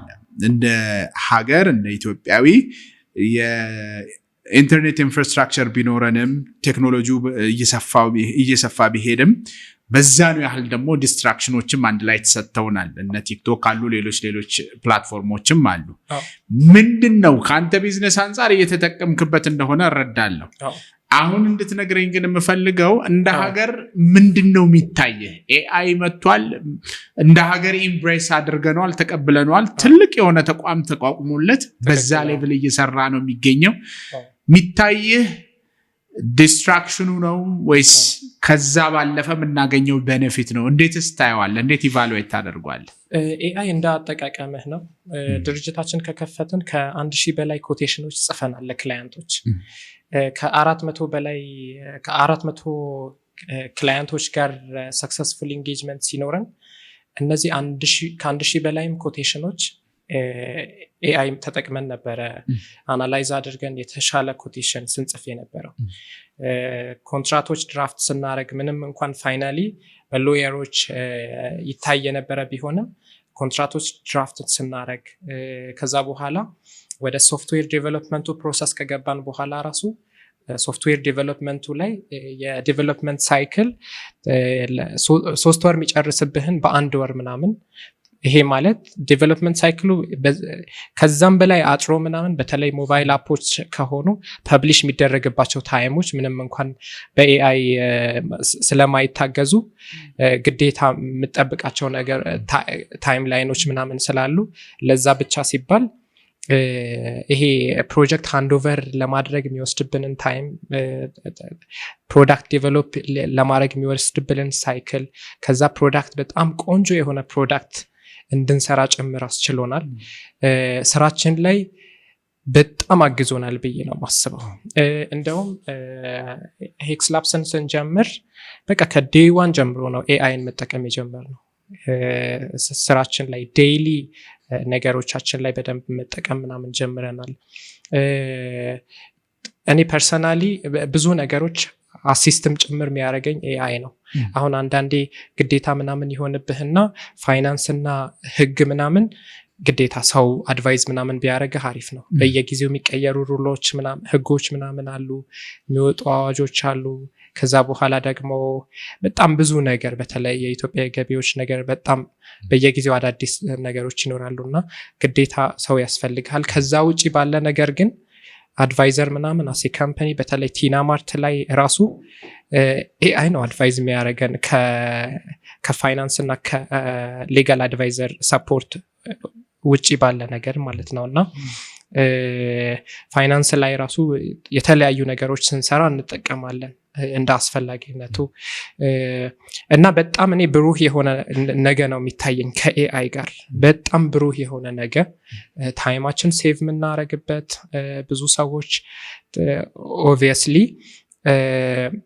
ብዙ ስኪል ያላቸው ሰዎች ስራ አጥ ሊያስደርግ ምናምን ይችላል። በዛው ልክ ደግሞ ኤአይ ይዟቸው የመጣቸው ስኪሎች ምናምን አሉ። አሁን በጣም ፖፑላር የሆኑ ኮርሶች ምናምን አሉ። ፕሮምፕት ኢንጂነሪንግ ምናምን ተብሎ ራሱ እኮ ትምህርት ተጀምሯል። እንዴት ኤአይ ላይ የተሻለ ሪዛልት እንድታገኝ ምን አይነት ፕሮምፕት ትጠቀማለህ? ፕሮምፕት ኢንጂነሪንግ፣ ሌሎችም ብዙ ነገሮች መጥተዋል። ስለዚህ ትምህርቶቹ ኤአይን ሰፖርት የሚያደርጉ ይሆናሉ እንጂ ስቲል ኤአይ የሰዎችን ስራ ይወስዳል ብዬ አላስብም። የሰዎችን ስራ ያቀላል፣ ህይወትን ያቀላል፣ ሞስት ፕሮዳክቲቭ ምናምን ያደርጋል። ከበጀት አንጻር በጣም በትንሽ በጀት ትልቅ የሆነ ፕሮዳክት እንድትሰራ ያግዝሃል። በተለይ ሶፍትዌር ዴቨሎፕመንት ላይ ያሉ ድርጅቶች በጣም ኦነስት ሆነው የሚያውቁት ነገር ነው፣ ማውራት የሚችሉት ነገር ነው። ፕሮፊት ማርጂን በጣም በከፍተኛ መጠን እንዲጨምር ነው ያደረገው። በጣም ብዙ ኢንጂነሮች አምጥተህ ኢንቮልቭ የምታደርግበትን ፕሮጀክት አሁን ኤአይ ከመጣ በኋላ ውስን ኢንጂነሮች ምናምን መጥተው ፕሮዳክቱ ይሰሩልሃል በዛ ታገዘው እና በጣም ብሩህ የሆነ ነገር ነው የሚታየኝ። ግን አንዳንድ ሪስፖንሲብል ባልሆነ መንገድ የሚጠቀሙት በተለይ ይሄ ግራውንድ ላይ ያሉ የትምህርት ሌቭል ላይ ያሉ ተማሪዎችን በጣም ብዙ የምታዘበው ነገር አለ እና እነሱ ኢፌክቲቭሊ ምናምን እየተጠቀሙት አይደለም። አንዳንዴ ቺት ለማድረግ ይጠቀሙታል። ምናልባት ፈተና ላይ አክሰስ ላይ ያደረጉት ይችላሉ። ግን አብዛኞቹ በተለያየ መንገድ አያለው፣ ቅርበትም ስላለኝ ከትምህርት ኮሚኒቲው ጋር እና አሳይመንቶች ሲሰሩ ምን ሲሰራ ምናምን ጥያቄ ሁሉ አያነቡትም። ጀስት ይሄንን አሳይመንት ምናምን ስራ አለኝ በዚህ መንገድ ምናምን ስራው ወደ ፒዲኤፍ ምናምን ወደ ዶክስ ምናምን ቀይረው ከዛ ሄደርና ፉተር ያስገባሉ። ሰምቲንግ የሆነ ነገር እዛ ጋር ምናምን ኤአይ እንዳይመስል ዲስክራይብ የምታደርግበት ላንጉዌጅ በጣም ኮመን ምናምን ወርድ ምናምን ይሁን፣ ይሄ ወጣ ያለ ዋርዳ ምናምን አትጠቀም። እና ለኢትዮጵያን መምህር ነው ራሱ ብትለው ማለት ነው ከስተማይዝ ያደርግልሃል። እና ሪስፖንሲብሊ ከመጠቀም አንጻር ኢፌክቲቭሊ ከተጠቀም ነው ስራችን በጣም ያቀልልናል። ቅድም እንዳልኩት ታይም ሴቭ ያደርጋል፣ ገንዘብ፣ ኢነርጂን፣ ብዙ ነገር ሴቭ ያደርጋል እና ቆንጆ የሆነ ፕሮዳክት እንድንሰራ ያግዘናል። እና ምንም መቀየር ማንችለው ነገር ደግሞ ኤአይ በጣም ኢቮልቭ እያደረገ ነው በደንብ። ይሄ ዳይናሚክሱ ምናምን በማትገምተው መልኩ ምናምን እየቀየረ ብዙ ነገር ላይ ኢንቮልቭ እያደረገ ነው። ኢቨን በጣም ሞስት ሪሰንትሊ ቪዲዮዎች ምናምን ካየህ አንዳንዴ ካስት እንዳያስፈልግ ካስት ራሱ መሆን የሚችሉ ካስት ኤአይዎች ምናምን እየመጡ ነው። የሆነን ሰው ገጸ ባህሪ ምናምን ወክለው ስክሪፕት ተሰጣቸዋለ። ስክሪፕት ራሱ ዴቨሎፕ ያደርግልሃል።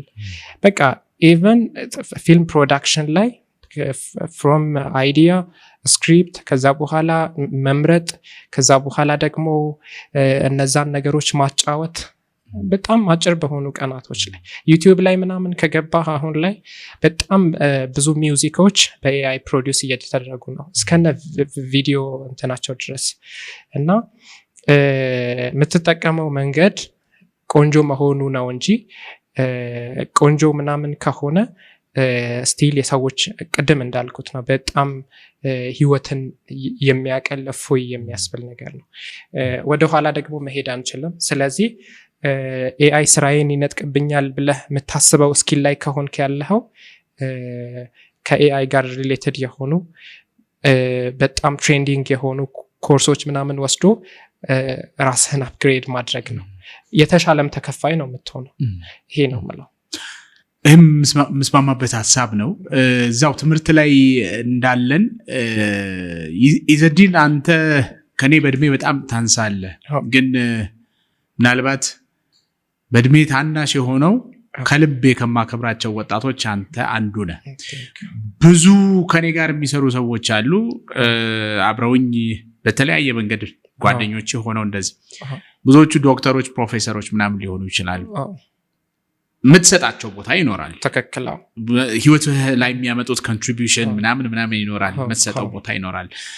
ኢዘዲን እንደ ብዙዎቹ የኔ ጓደኞች ዲግሪ፣ ማስተርስ፣ ፒኤችዲ ምናምን አላለም። ተከክላ በሚገርም ምርጫ እስከ ሃይስኩል ድረስ ደርሶ የተወሰኑ ኮርሶችን ወስዶ አሁን ያለበት ደረጃ ላይ ደርሷል። ትምህርትን እንትን እያልኩ አይደለም፣ ወደኋላ ገሸሽ እያደረግኩ አይደለም። የትምህርትንም ቫልዩ የማውረድ ፍላጎት ምንም የለኝም። ምክንያቱም በትምህርት ምክንያት ዓለም የደረሰችበት ደረጃ ስለደረሰች ሙሉ ክብር አለኝ።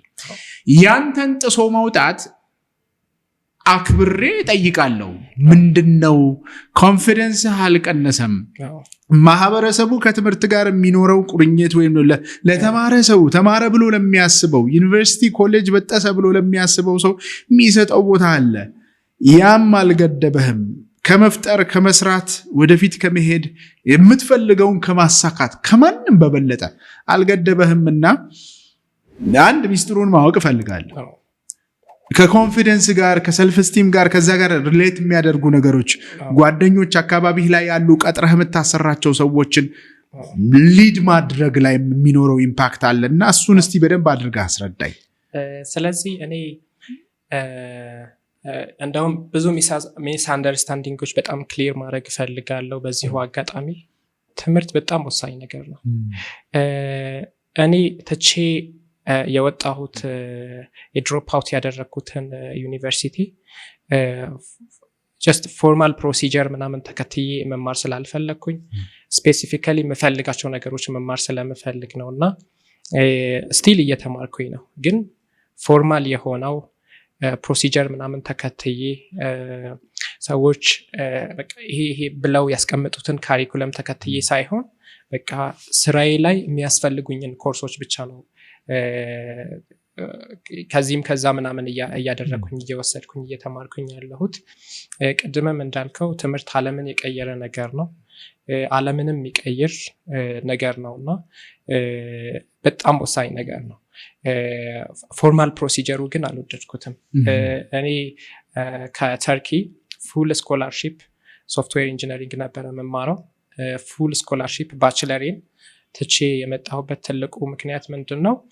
ቁጭ ብዬ ከራሴ ጋር ስተሳሰብ የቀረኝ 3-4 ዓመት ብጨርስ ማገኘው ምንድን ነው? ለምንድን ነው መጨረስ ያለብኝ ብዬ አሰብኩኝ። 3 ነገሮች ቴብል ላይ ያስቀመጥኩኝ። ፖለቲክስ ላይ ኢንቮልቭ ማድረግ፣ ከዛ የሆነ ኮርፖሬት ላይ ተቀጥሮ ምናምን መስራት፣ ከዛ የራሴ ቢዝነስ ረን ማድረግ። እነዚህ ነገሮች ሳስብ ሁለቱ ላይ ምንም አይነት ኢንትረስት የለኝም። የፖለቲክ የፖለቲክስ ፖዚሽን ላይ ሊድ የማድረግ ምንም አይነት ኢንትረስት የለኝም እና ደግሞ የሆነ ኮርፖሬት ካምፓኒ ላይ ኦር በጣም ኤርሊ ስቴጅ ካምፓኒ ላይ ኤኒ ካምፓኒ ላይ ምናምን ተቀጥሮ የመስራትም ኢንትረስት ምናምን የለኝም እና እነዚህ ሁለት ነገሮች ናቸው ፎርማል እንትኖች የሚኖሩት እና ስትገባ ጀምሮ ማስተርስ ካለህ የተሻለ ነው ፒኤችዲ ካለህ ሞር የተሻልክ ቤስት ካንዲዴት ነህ እና እኔ የራሴን ቢዝነስ መስራት ላይ ነው በጣም ኢንትረስቴ ስለዚህ የራሴን ቢዝነስ ምሰራ ከሆነ ተጨማሪ 3-4 ዓመት ማባከን ነው ብዬ ትቼ ነው የመጣሁት ትቼም ከመጣሁኝ በኋላ አንዳንዴ እንደዚህ አይነት ሪስኮች ምናምን ስትወስድ አስበው ኢትዮጵያ ውስጥ የትም አታገኝም ስኮላርሺፕ ፉል ስኮላርሺፕ ተሰጥቶት ትቶ የመጣ በእርግጠኝነት ሜቢ ሊኖር ይችላል እኔ ግን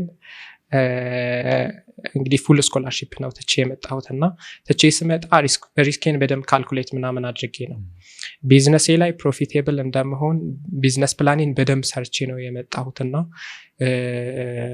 ኢምፓክት ለመፍጠርም ፕላስ ደግሞ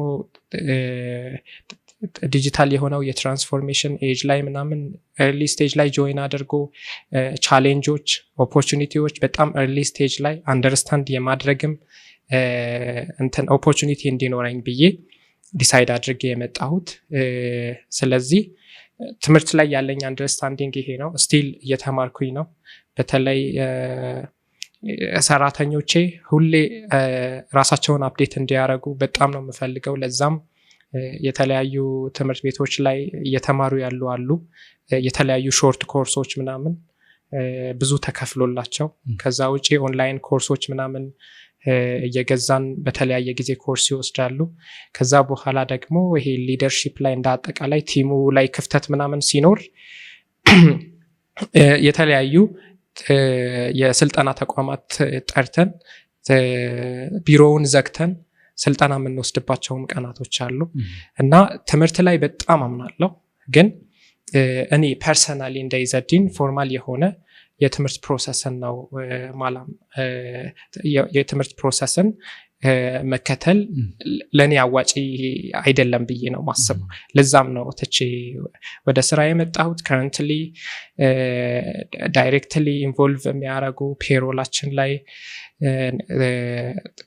ቲና ማርት ላይ ብቻ 23 ሰዎች አሉ ወደ አይቤክስ ምናምን ስትሄድ አዲስ አበባ ሳይንስና ቴክኖሎጂ አስቱ ከዛ ሌሎችም ዩኒቨርሲቲዎች በአጠቃላይ ከ50 በላይ ዴቨሎፐሮች ከኛ ጋር ስራ ይሰራሉ እና በርካታ ሰዎች ነው የስራ ዕድል የተፈጠረላቸው እዚህ ጋር ኤምፕሎይመንት ላይ ፒኤችዲ ላይ ያሉ አሉ ማስተርስ ላይ ዲግሪ ላይ ያሉ አሉ ግን ምንም አይነት ኮንፊደንስ የቀነሰብኝ ነገር የለም ሁሉንም ጥሩ ነገር ምንድነው እኔ ፍሬንድሊ ነው ስራ ምናምን ምሰራው ኦፍ ኮርስ የሆነ ሰው ሪስፖንሲቢሊቲው ካልተወጣ የተቀመጠለትን KPI አቺቭ ካላደረገ ሶሪ ምናምን ብለህ ማስጠንቀቂያ ትሰጠዋለህ ምንም እንኳን ፍሬንድሊ ብታወራም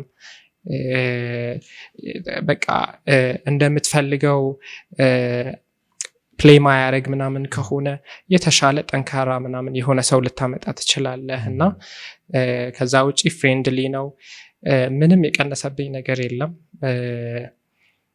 ያ እንደውም አንዳንዴ እንደምን አስባለሁ መሰለ እንደውም አንዳንዴ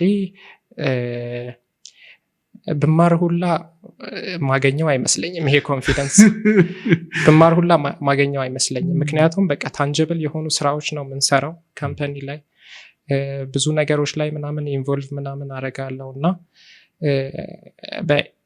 በተለይ ስራ ምናምን ሲሆን አካዳሚክስ አይደለም በጣም አካዳሚክስ እና ስራ ይለያያል ሶፍትዌር ኢንጂነሮች ተማርን ብለው ኢንተርንሺፕ እኛ ጋር ለመውጣት ምናምን ሲመጡ ስኮራቸው በጣም ሃይ ነው ከዛ ሪል ወርልድ ያለውን ኮዲንግ አያውቁትም ሶሪ ምናምን ብለን ነው የምንመልሳቸው ከዛ በኋላ ትምህርት ላይ በተለይ አካዳሚክስ ላይ ምናምን መካከለኛ የሆኑ ግን ሪል ወርልድ ላይ ምናምን ፕሮብለም በደንብ ሶልቭ ማድረግ የሚችሉ ምርጥ የሞባይል አፕ የሚሰሩ ምርጥ ዌብሳይት የሚሰሩ ምርጥ ሲስተም የሚሰሩ ኢንጂነሮች ምናምን እየመጡ ነውና ከስኪል ጋር ምናምን ሳገናኘውና በጣም ኤርሊ ስቴጅ ላይ ስራው ላይ ምናምን በመግባቴ በርካታ እኛ ጋር ኦንቦርድ የሚያደርጉ ሰራተኞች በቃ አንዳንዴ ዳይሬክሽን ሁላ ታሳያቸዋለህ እና ያ ኮንፊደንስ ምናምን ይሰጥሃል እና ያ ሰልፍ ስቲም ይጨምሮታል ብዬ አስባለሁ። ጭራሽ የጨመረ ሰልፍ ስቲም። ኮንግራቹሌሽንስ ትልቅ ነገር ነው፣ ደስ ይላል። እንደው ይሄንን ስታነሳ ይሄን ስትለኝ ምን እያሰብኩኝ ነበር፣ አንተ ፐርሰናሊቲ እንዲህ ስትታይ ሶፍት ነህ፣ ለስለስ ያልክ ሰው ነህ። የቢዝነሱ ዓለም ላይ በተለይ ኮርፖሬት ዓለም ላይ የሚመሩ ሰዎች ብዙዎቹ አግሬሲቭ ናቸው። አንድ ፖድካስት እየሰማው ነበር ዛሬ የቲም ኩክንና የስቲቭ ጃብስን አፕል ላይ የሊደርሺፕ ስታይል የሚለይ ነውና ስቲቭ ጃብስ እንደምታውቀው በጣም አግሬሲቭ የሆነ የሚቆጣ በጣም ካሪዝማ ኖሮት የሚናገር፣ በተቃራኒው ደግሞ ቲም ኩክ አለ ልስልስ ያለ ሰዎችም አግባብተው ቀስ ብሎ ምናምን የሚሄድና ምናልባት አንተ ሁለተኛው ካታጎሪ ላይ ፎል የምታደርግ ሊደር ነህ ብዬ ላስብ። እንደዛ ነው። እንዴት መሰለህ እኔ በጣም ለስላሳ ነኝ። በተለይ ሰው ስራው በአግባቡ የሚሰራ ከሆነ መቆጣትም የለብህም። አለቃ እንደሆን ክራሱ ፊልም ማድረግ የለበትም ብዬ ነው ማስበው። በአግባቡ የሚሰራ ከሆነ በቃ ለሱ የምትሰጠው ፍቅር፣ ለሱ የምትሰጠው ክብር፣ ለሱ የምትሰጠው ደግሞ ይሄ እንደ ስራ ባልደረባነት ሳይሆን እንደ ጓደኝነት አክት የምታደርገው ነገር ያን ይሄ እንደ ጥሩ ነገር መቁጠር ምናምን ከቻለ እና ደግሞ ቤስት አለቃ የሚለው ነገር መግለጽ ምናምን ከቻለ እስከቻለ ድረስ ምንም ችግር አለው ብዬ አላስብም። ችግር የሚኖረው ኃላፊነቱ ሳይወጣ ሲቀር ነው። ስለዚህ ኃላፊነቱ ሳይወጣ ሲቀር ኤችአር ትልካለህ፣ አንተ ዞር ትላለህ። ለምን ሳትወጣለህ? ግዴታ ነው። ማስጠንቀቂያዎች ምናምን ይኖራል። ኤችአር ጋር ነው የሚያልቀውና እስከዛ ድረስ ግን ሰው ስራው እስከሰራ ድረስ በጣም ፍሬንድሊ መሆን ምናምን አለብህ። ግሮ የሚያደርግበት ኢንቫይሮንመንት መሆን አለበት። ግሮ የሚያደርግበት ኢንቫይሮንመንት መፍጠር ምናምን አለብህ። አግሬሲቭ መሆን ምናምን የለብህም። አንዳንዴ አግሬሲቭ ሆነህ ከምትፈጥራቸው እያስጨናነቅ ከምትፈጥራቸው ለውጦች ይልቅ ሰዎች ፍሪ ምናምን ሆነው ግሮ የሚያደርጉበት ኤክስፐሪመንት የሚያደርጉበት ፈታ ምናምን ብለው የሚሰሩበት እና ከቤታቸው ጠዋት ምናምን ሲነሱ 2 ሰዓት ተኩል አንዳንዴ አስቀድመው ለመግባት የሚቸኩሉበት አይነት የስራ ኢንቫይሮንመንት ነው መፍጠር ያለብህ ብዬ ነው ማስበው። እና በእርግጥ በማኔጅመንት ሌቭል ላይ ያሉት በጣም ስትሪክት ናቸው። እኔ ነኝ ሞር ሶፍት እና በማኔጅመንት ሌቭል ሴልስ እና ማርኬቲንግ፣ ሎጂስቲክስ፣ ሌሎችም ማኔጅመንት ሌቭል ላይ ያሉት በተለይ ቴክ ላይ ሲቲኦኤ በጣም በጣም በጣም በጣም ተቆጪ ነው። በተለይ ታስክ በጊዜ ዴሊቨር ምናምን ካላደረክ ምናልባት ያም ነገር ጥሩ ሆኖ ሊሆን ይችላል ብዬ አስባለሁ። ግን ስቲል ኬፒአይዎች ምናምን አቺቭ ካልተደረጉ በጣም ከዴድላይን ወደኋላ ምናምን ከሄድን አግሬሲቭ መሆንባቸው ታይሞች አሉ። ግን ሞስት ኦፍ ታይም ሰው ስራው በአግባቡ እስከሰራ ድረስ በጣም ፍሬንድሊ ነው። ደስ ይላል፣ በጣም ደስ ይላል። ምንድናቸው 3 ባህሪዎች ግለጽ ብትባል ለቢዝነስ ሰውና ለኢኖቬተር? በቃ እነኚህ 3 ባህሪዎች ከሌሉት እነኚህን ኤሪያዎች መሞከር የለበትም የምትላቸው 3 ብቻ ባህሪ እንደ ቫልዩ የሚወሰዱ ባህሪዎች ምንድን ናቸው? እነዚህ 3 ባህሪዎች በጣም ወሳኝ ናቸው ብዬ አስባለሁ። ግን እንዳለመታደል በተለይ ቴክኒካል ላይ ያሉ ሰዎች የሚጎላቸው ነገር ነው። በዛም የተነሳ ህይወታቸው ላይ በተለይ ከገንዘብ አንጻር ብዙ ተጠቃሚ አይሆኑበትም ብዬ አስባለሁ። እና የመጀመሪያው በጣም ወሳኙ ነገር ኮሚኒኬሽን ነው። በጣም ኮሚኒኬት ማድረግ እችላለሁ። ፕሮዳክት ሰርቪሴን ፒች ምናምን ማድረግ ላይ በጣም ጎበዝ ነኝ ብዬ አስባለሁ። እና ሰዎች በቀረብኩኝ በአጭር ጊዜ ውስጥ ምን አይነት ኦፖርቹኒቲዎች አሉ የሚለው ነገር ኮሚኒኬት ከማድረግ ጋር በተያያዘ ኤክስፕሎር ማድረግ፣ ከዛ ፖቴንሻል የሆኑ ኮላቦሬት የምናደርግባቸው ኢንዲኬተሮች ምናምን የመለየት፣ ከዛ በኋላ ቶሎ ኮላቦሬት ለማድረግ በጣም ተግባቢ ነኝ ብዬ አስባለሁ። እና መግባባት መነጋገር ላይ በጣም ጎበዝ ነኝ ብዬ አስባለሁ። ይሄ ራስን ከመግለጽ ጋር ራስን ከመሸጥ ጋር ከዛ በኋላ ደግሞ እንደ ዲፓርትመንት ደግሞ ስታየው ማርኬቲንግ የሚለው ዲፓርትመንት ብለህ አስበውና ኮሚኒኬት ማድረግ ላይ በጣም ጎበዝ ነኝ ብዬ አስባለሁ። ፋይናንስም ላይ የተወሰነ አንደርስታንዲንግ አለኝ፣ እሱም በጣም ጠቅሞኛል ብዬ አስባለሁ። ከዛ ደግሞ ቴክኒካል ላይ ስለምሰራው ነገር በደንብ አውቃለሁ። ያ ነገር በጣም ጠቅሞኛል ብዬ አስባለሁ።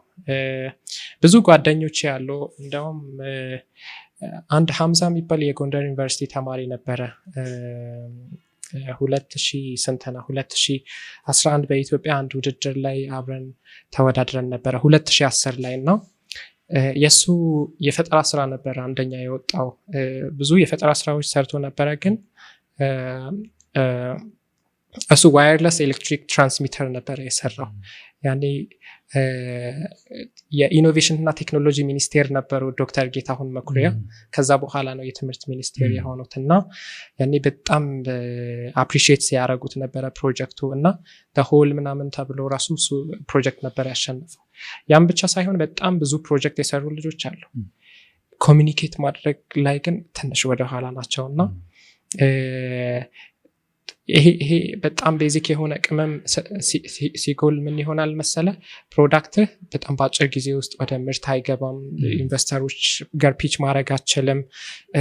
ኢቨን አንዳንዴ ቢዝነስ እኮ ለብቻ ምናምን አትሰራም። እኔ ከረንትሊ ብዙ ቢዝነሶች አሉኝ።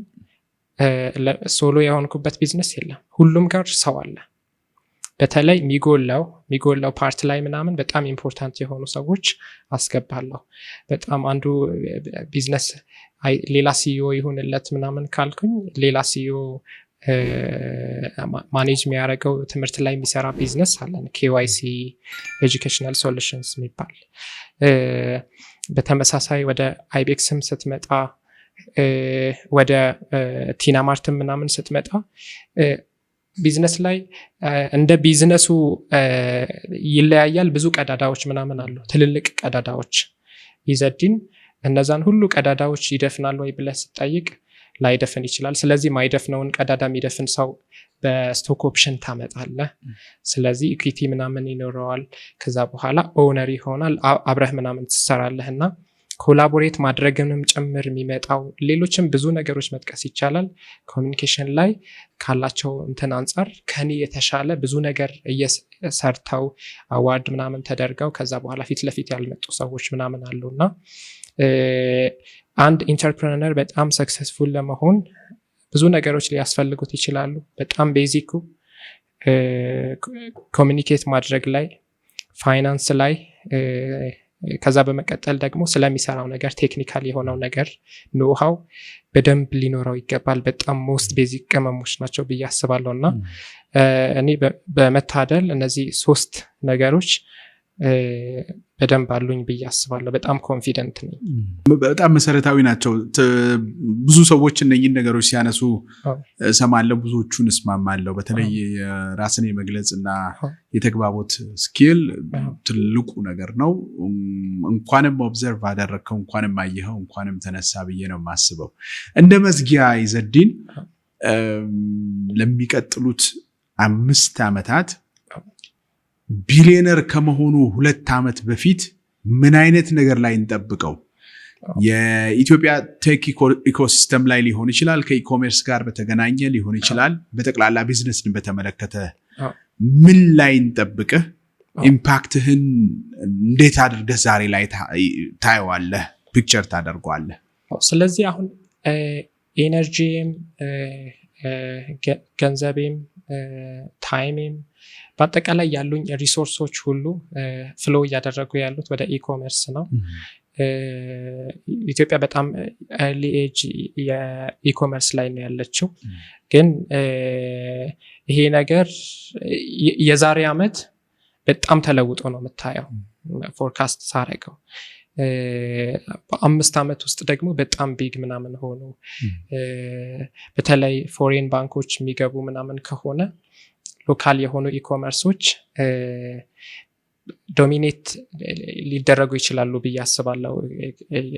የውጭ ኢኮመርሶችም ጭምር ገብተው ምናምን እና ያው አንዳንዴ ግልጽ ምናምን አታረግም እና ትልቅ ኮላቦሬሽን ይኖረናል ብዬ አስባለሁ ቲና ማርት ፎሬን ከሆኑ የኢኮመርስ ካምፓኒዎች ጋር ሜቢ ኦር ሜቢ በራሳችን በጣም ትልቅ ቢግ ምናምን ሆነን ወደ ኢስት አፍሪካ እንሰፋለን ብዬ አስባለሁ። በጣም በፍጥነት ነው እየሄድን ያለ ነው እና በኔክስት 5 ዓመት ውስጥ በጣም ትልቅ ለውጥ እንፈጥራለን ብዬ አስባለሁ። ኢኮመርስ ላይ በርካታ የሆነ ዴሊቨሪ ጆቦችንም እንፈጥራለን ብዬ አስባለሁ። በጣም በርካታ የሆነ ምክንያቱም ያሰብነው ጂኤምቪ ለማሳካት ግዴታ ዴሊቨሪ ግዴታ ነው። ስለዚህ በዚህ ውስጥ በጣም በርካታ የሆኑ የስራ እድሎችን እንፈጥራለን ብዬ አስባለሁ።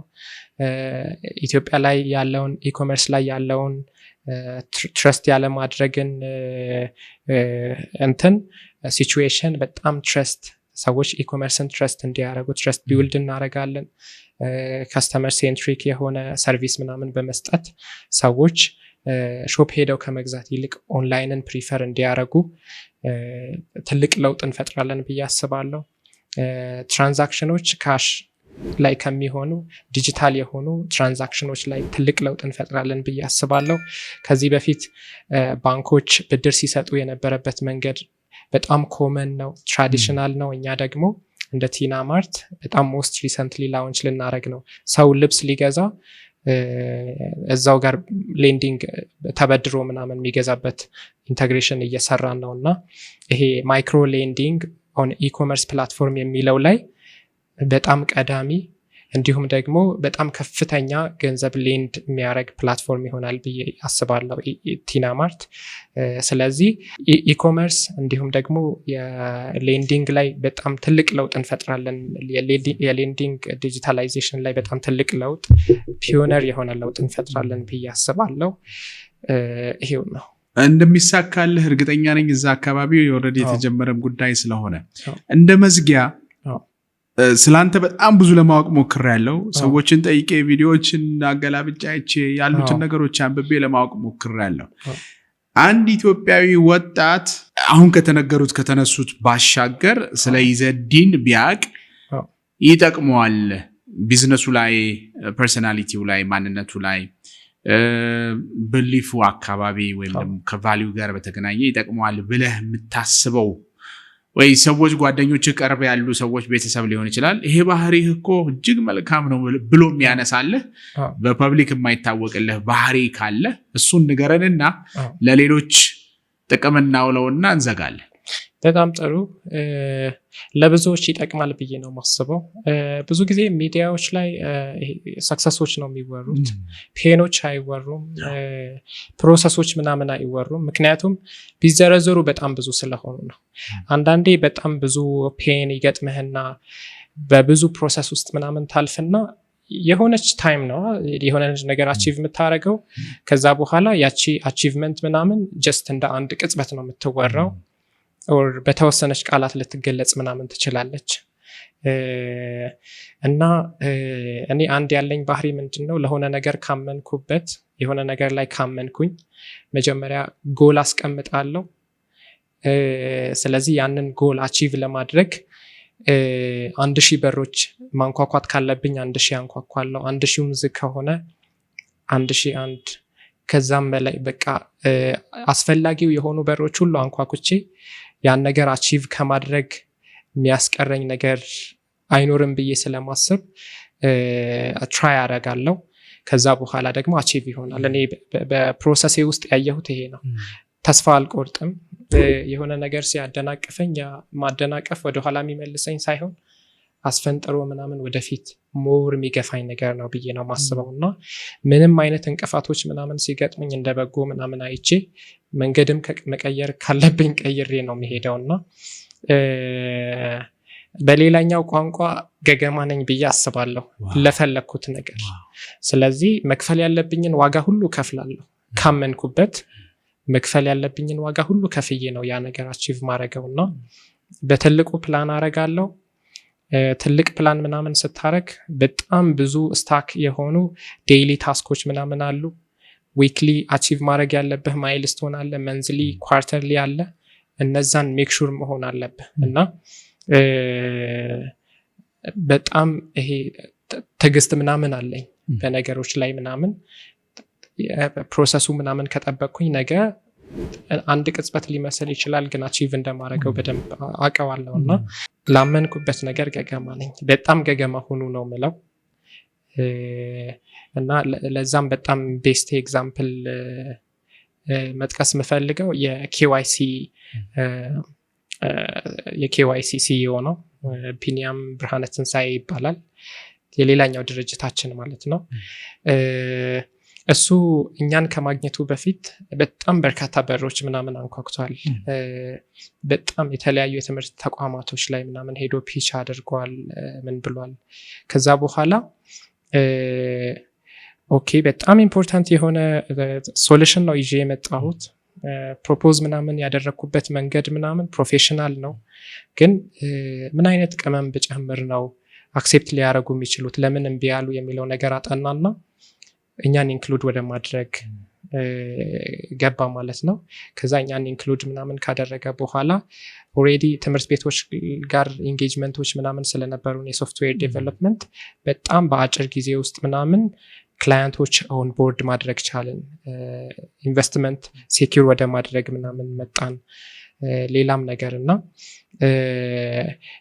ቢኒያም መጀመሪያ አዲስ አበባ ዩኒቨርሲቲ ነበር የገባሁት። ልክ 12ኛ ክፍል እንደጨረስኩኝ አንድ ዶርም የነበረን ልጅ ነው ለተወሰነ ለ2-3 ወራት አዲስ አበባ ዩኒቨርሲቲ ነበረ ስማር የነበረው። ከዛ በኋላ ነው ስኮላርሺፑ ሲደርሰኝ ትቼ ወደ ተርኪ የሄድኩትና ዶርም ውስጥ ጀምሮ በጣም ይነግረኝ ነበር የትምህርት ኢንቫይሮንመንቱ መቀየር እንደሚፈልግ እና ደግሞ በቃ ይሄ ፒች የሚባል ነገር አለ ኦንቦርድ ምናምን ሆኖ አይነት ነገር። ከዛ በኋላም ደግሞ ትንሽ ቅርበት በጓደኝነት ቅርበት ምናምን ስላለ በተለያየ ጊዜ ይነግረኝ ነበረ። ለካ አብረን እንስራ እንደሆነ አይገባኝም ነበረና እሱ ቤስት ኤግዛምፕል ነው ብዬ አስባለሁ። በቃ የምትፈልገውን ነገር አቺቭ ለማድረግ መሄድ ያለብህን ሁሉ ርቀት ሄደህ ምናምን ኦንቦርድ ማድረግ ያለብህ ሰዎች ኦንቦርድ ምናምን አድርገህ ምናምን መታጠቅ ያለብህን ነገር ሁሉ ታጥቀህ ምናምን ጉዞህን መጀመር እንዳለብህ እና እኔም እንደዛ ነኝ ብዬ አስባለሁ። አንድም ተጨማሪ እንደ ኤግዛምፕል መጥቀስ ምፈልገው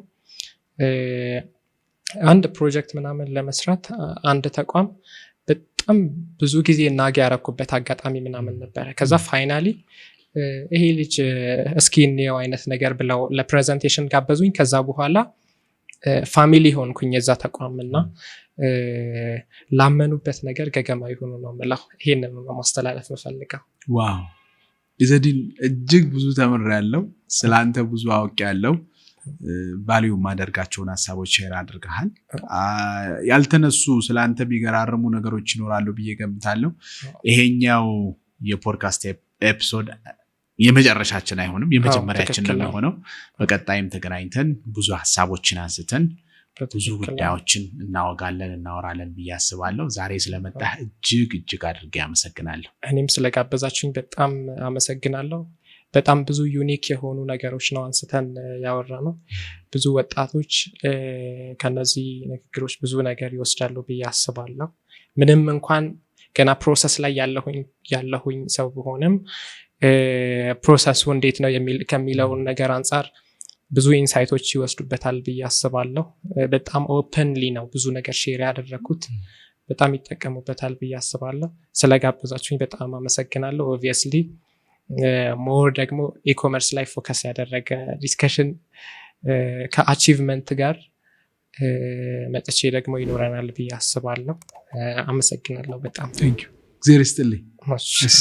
ቴንክ ዩ።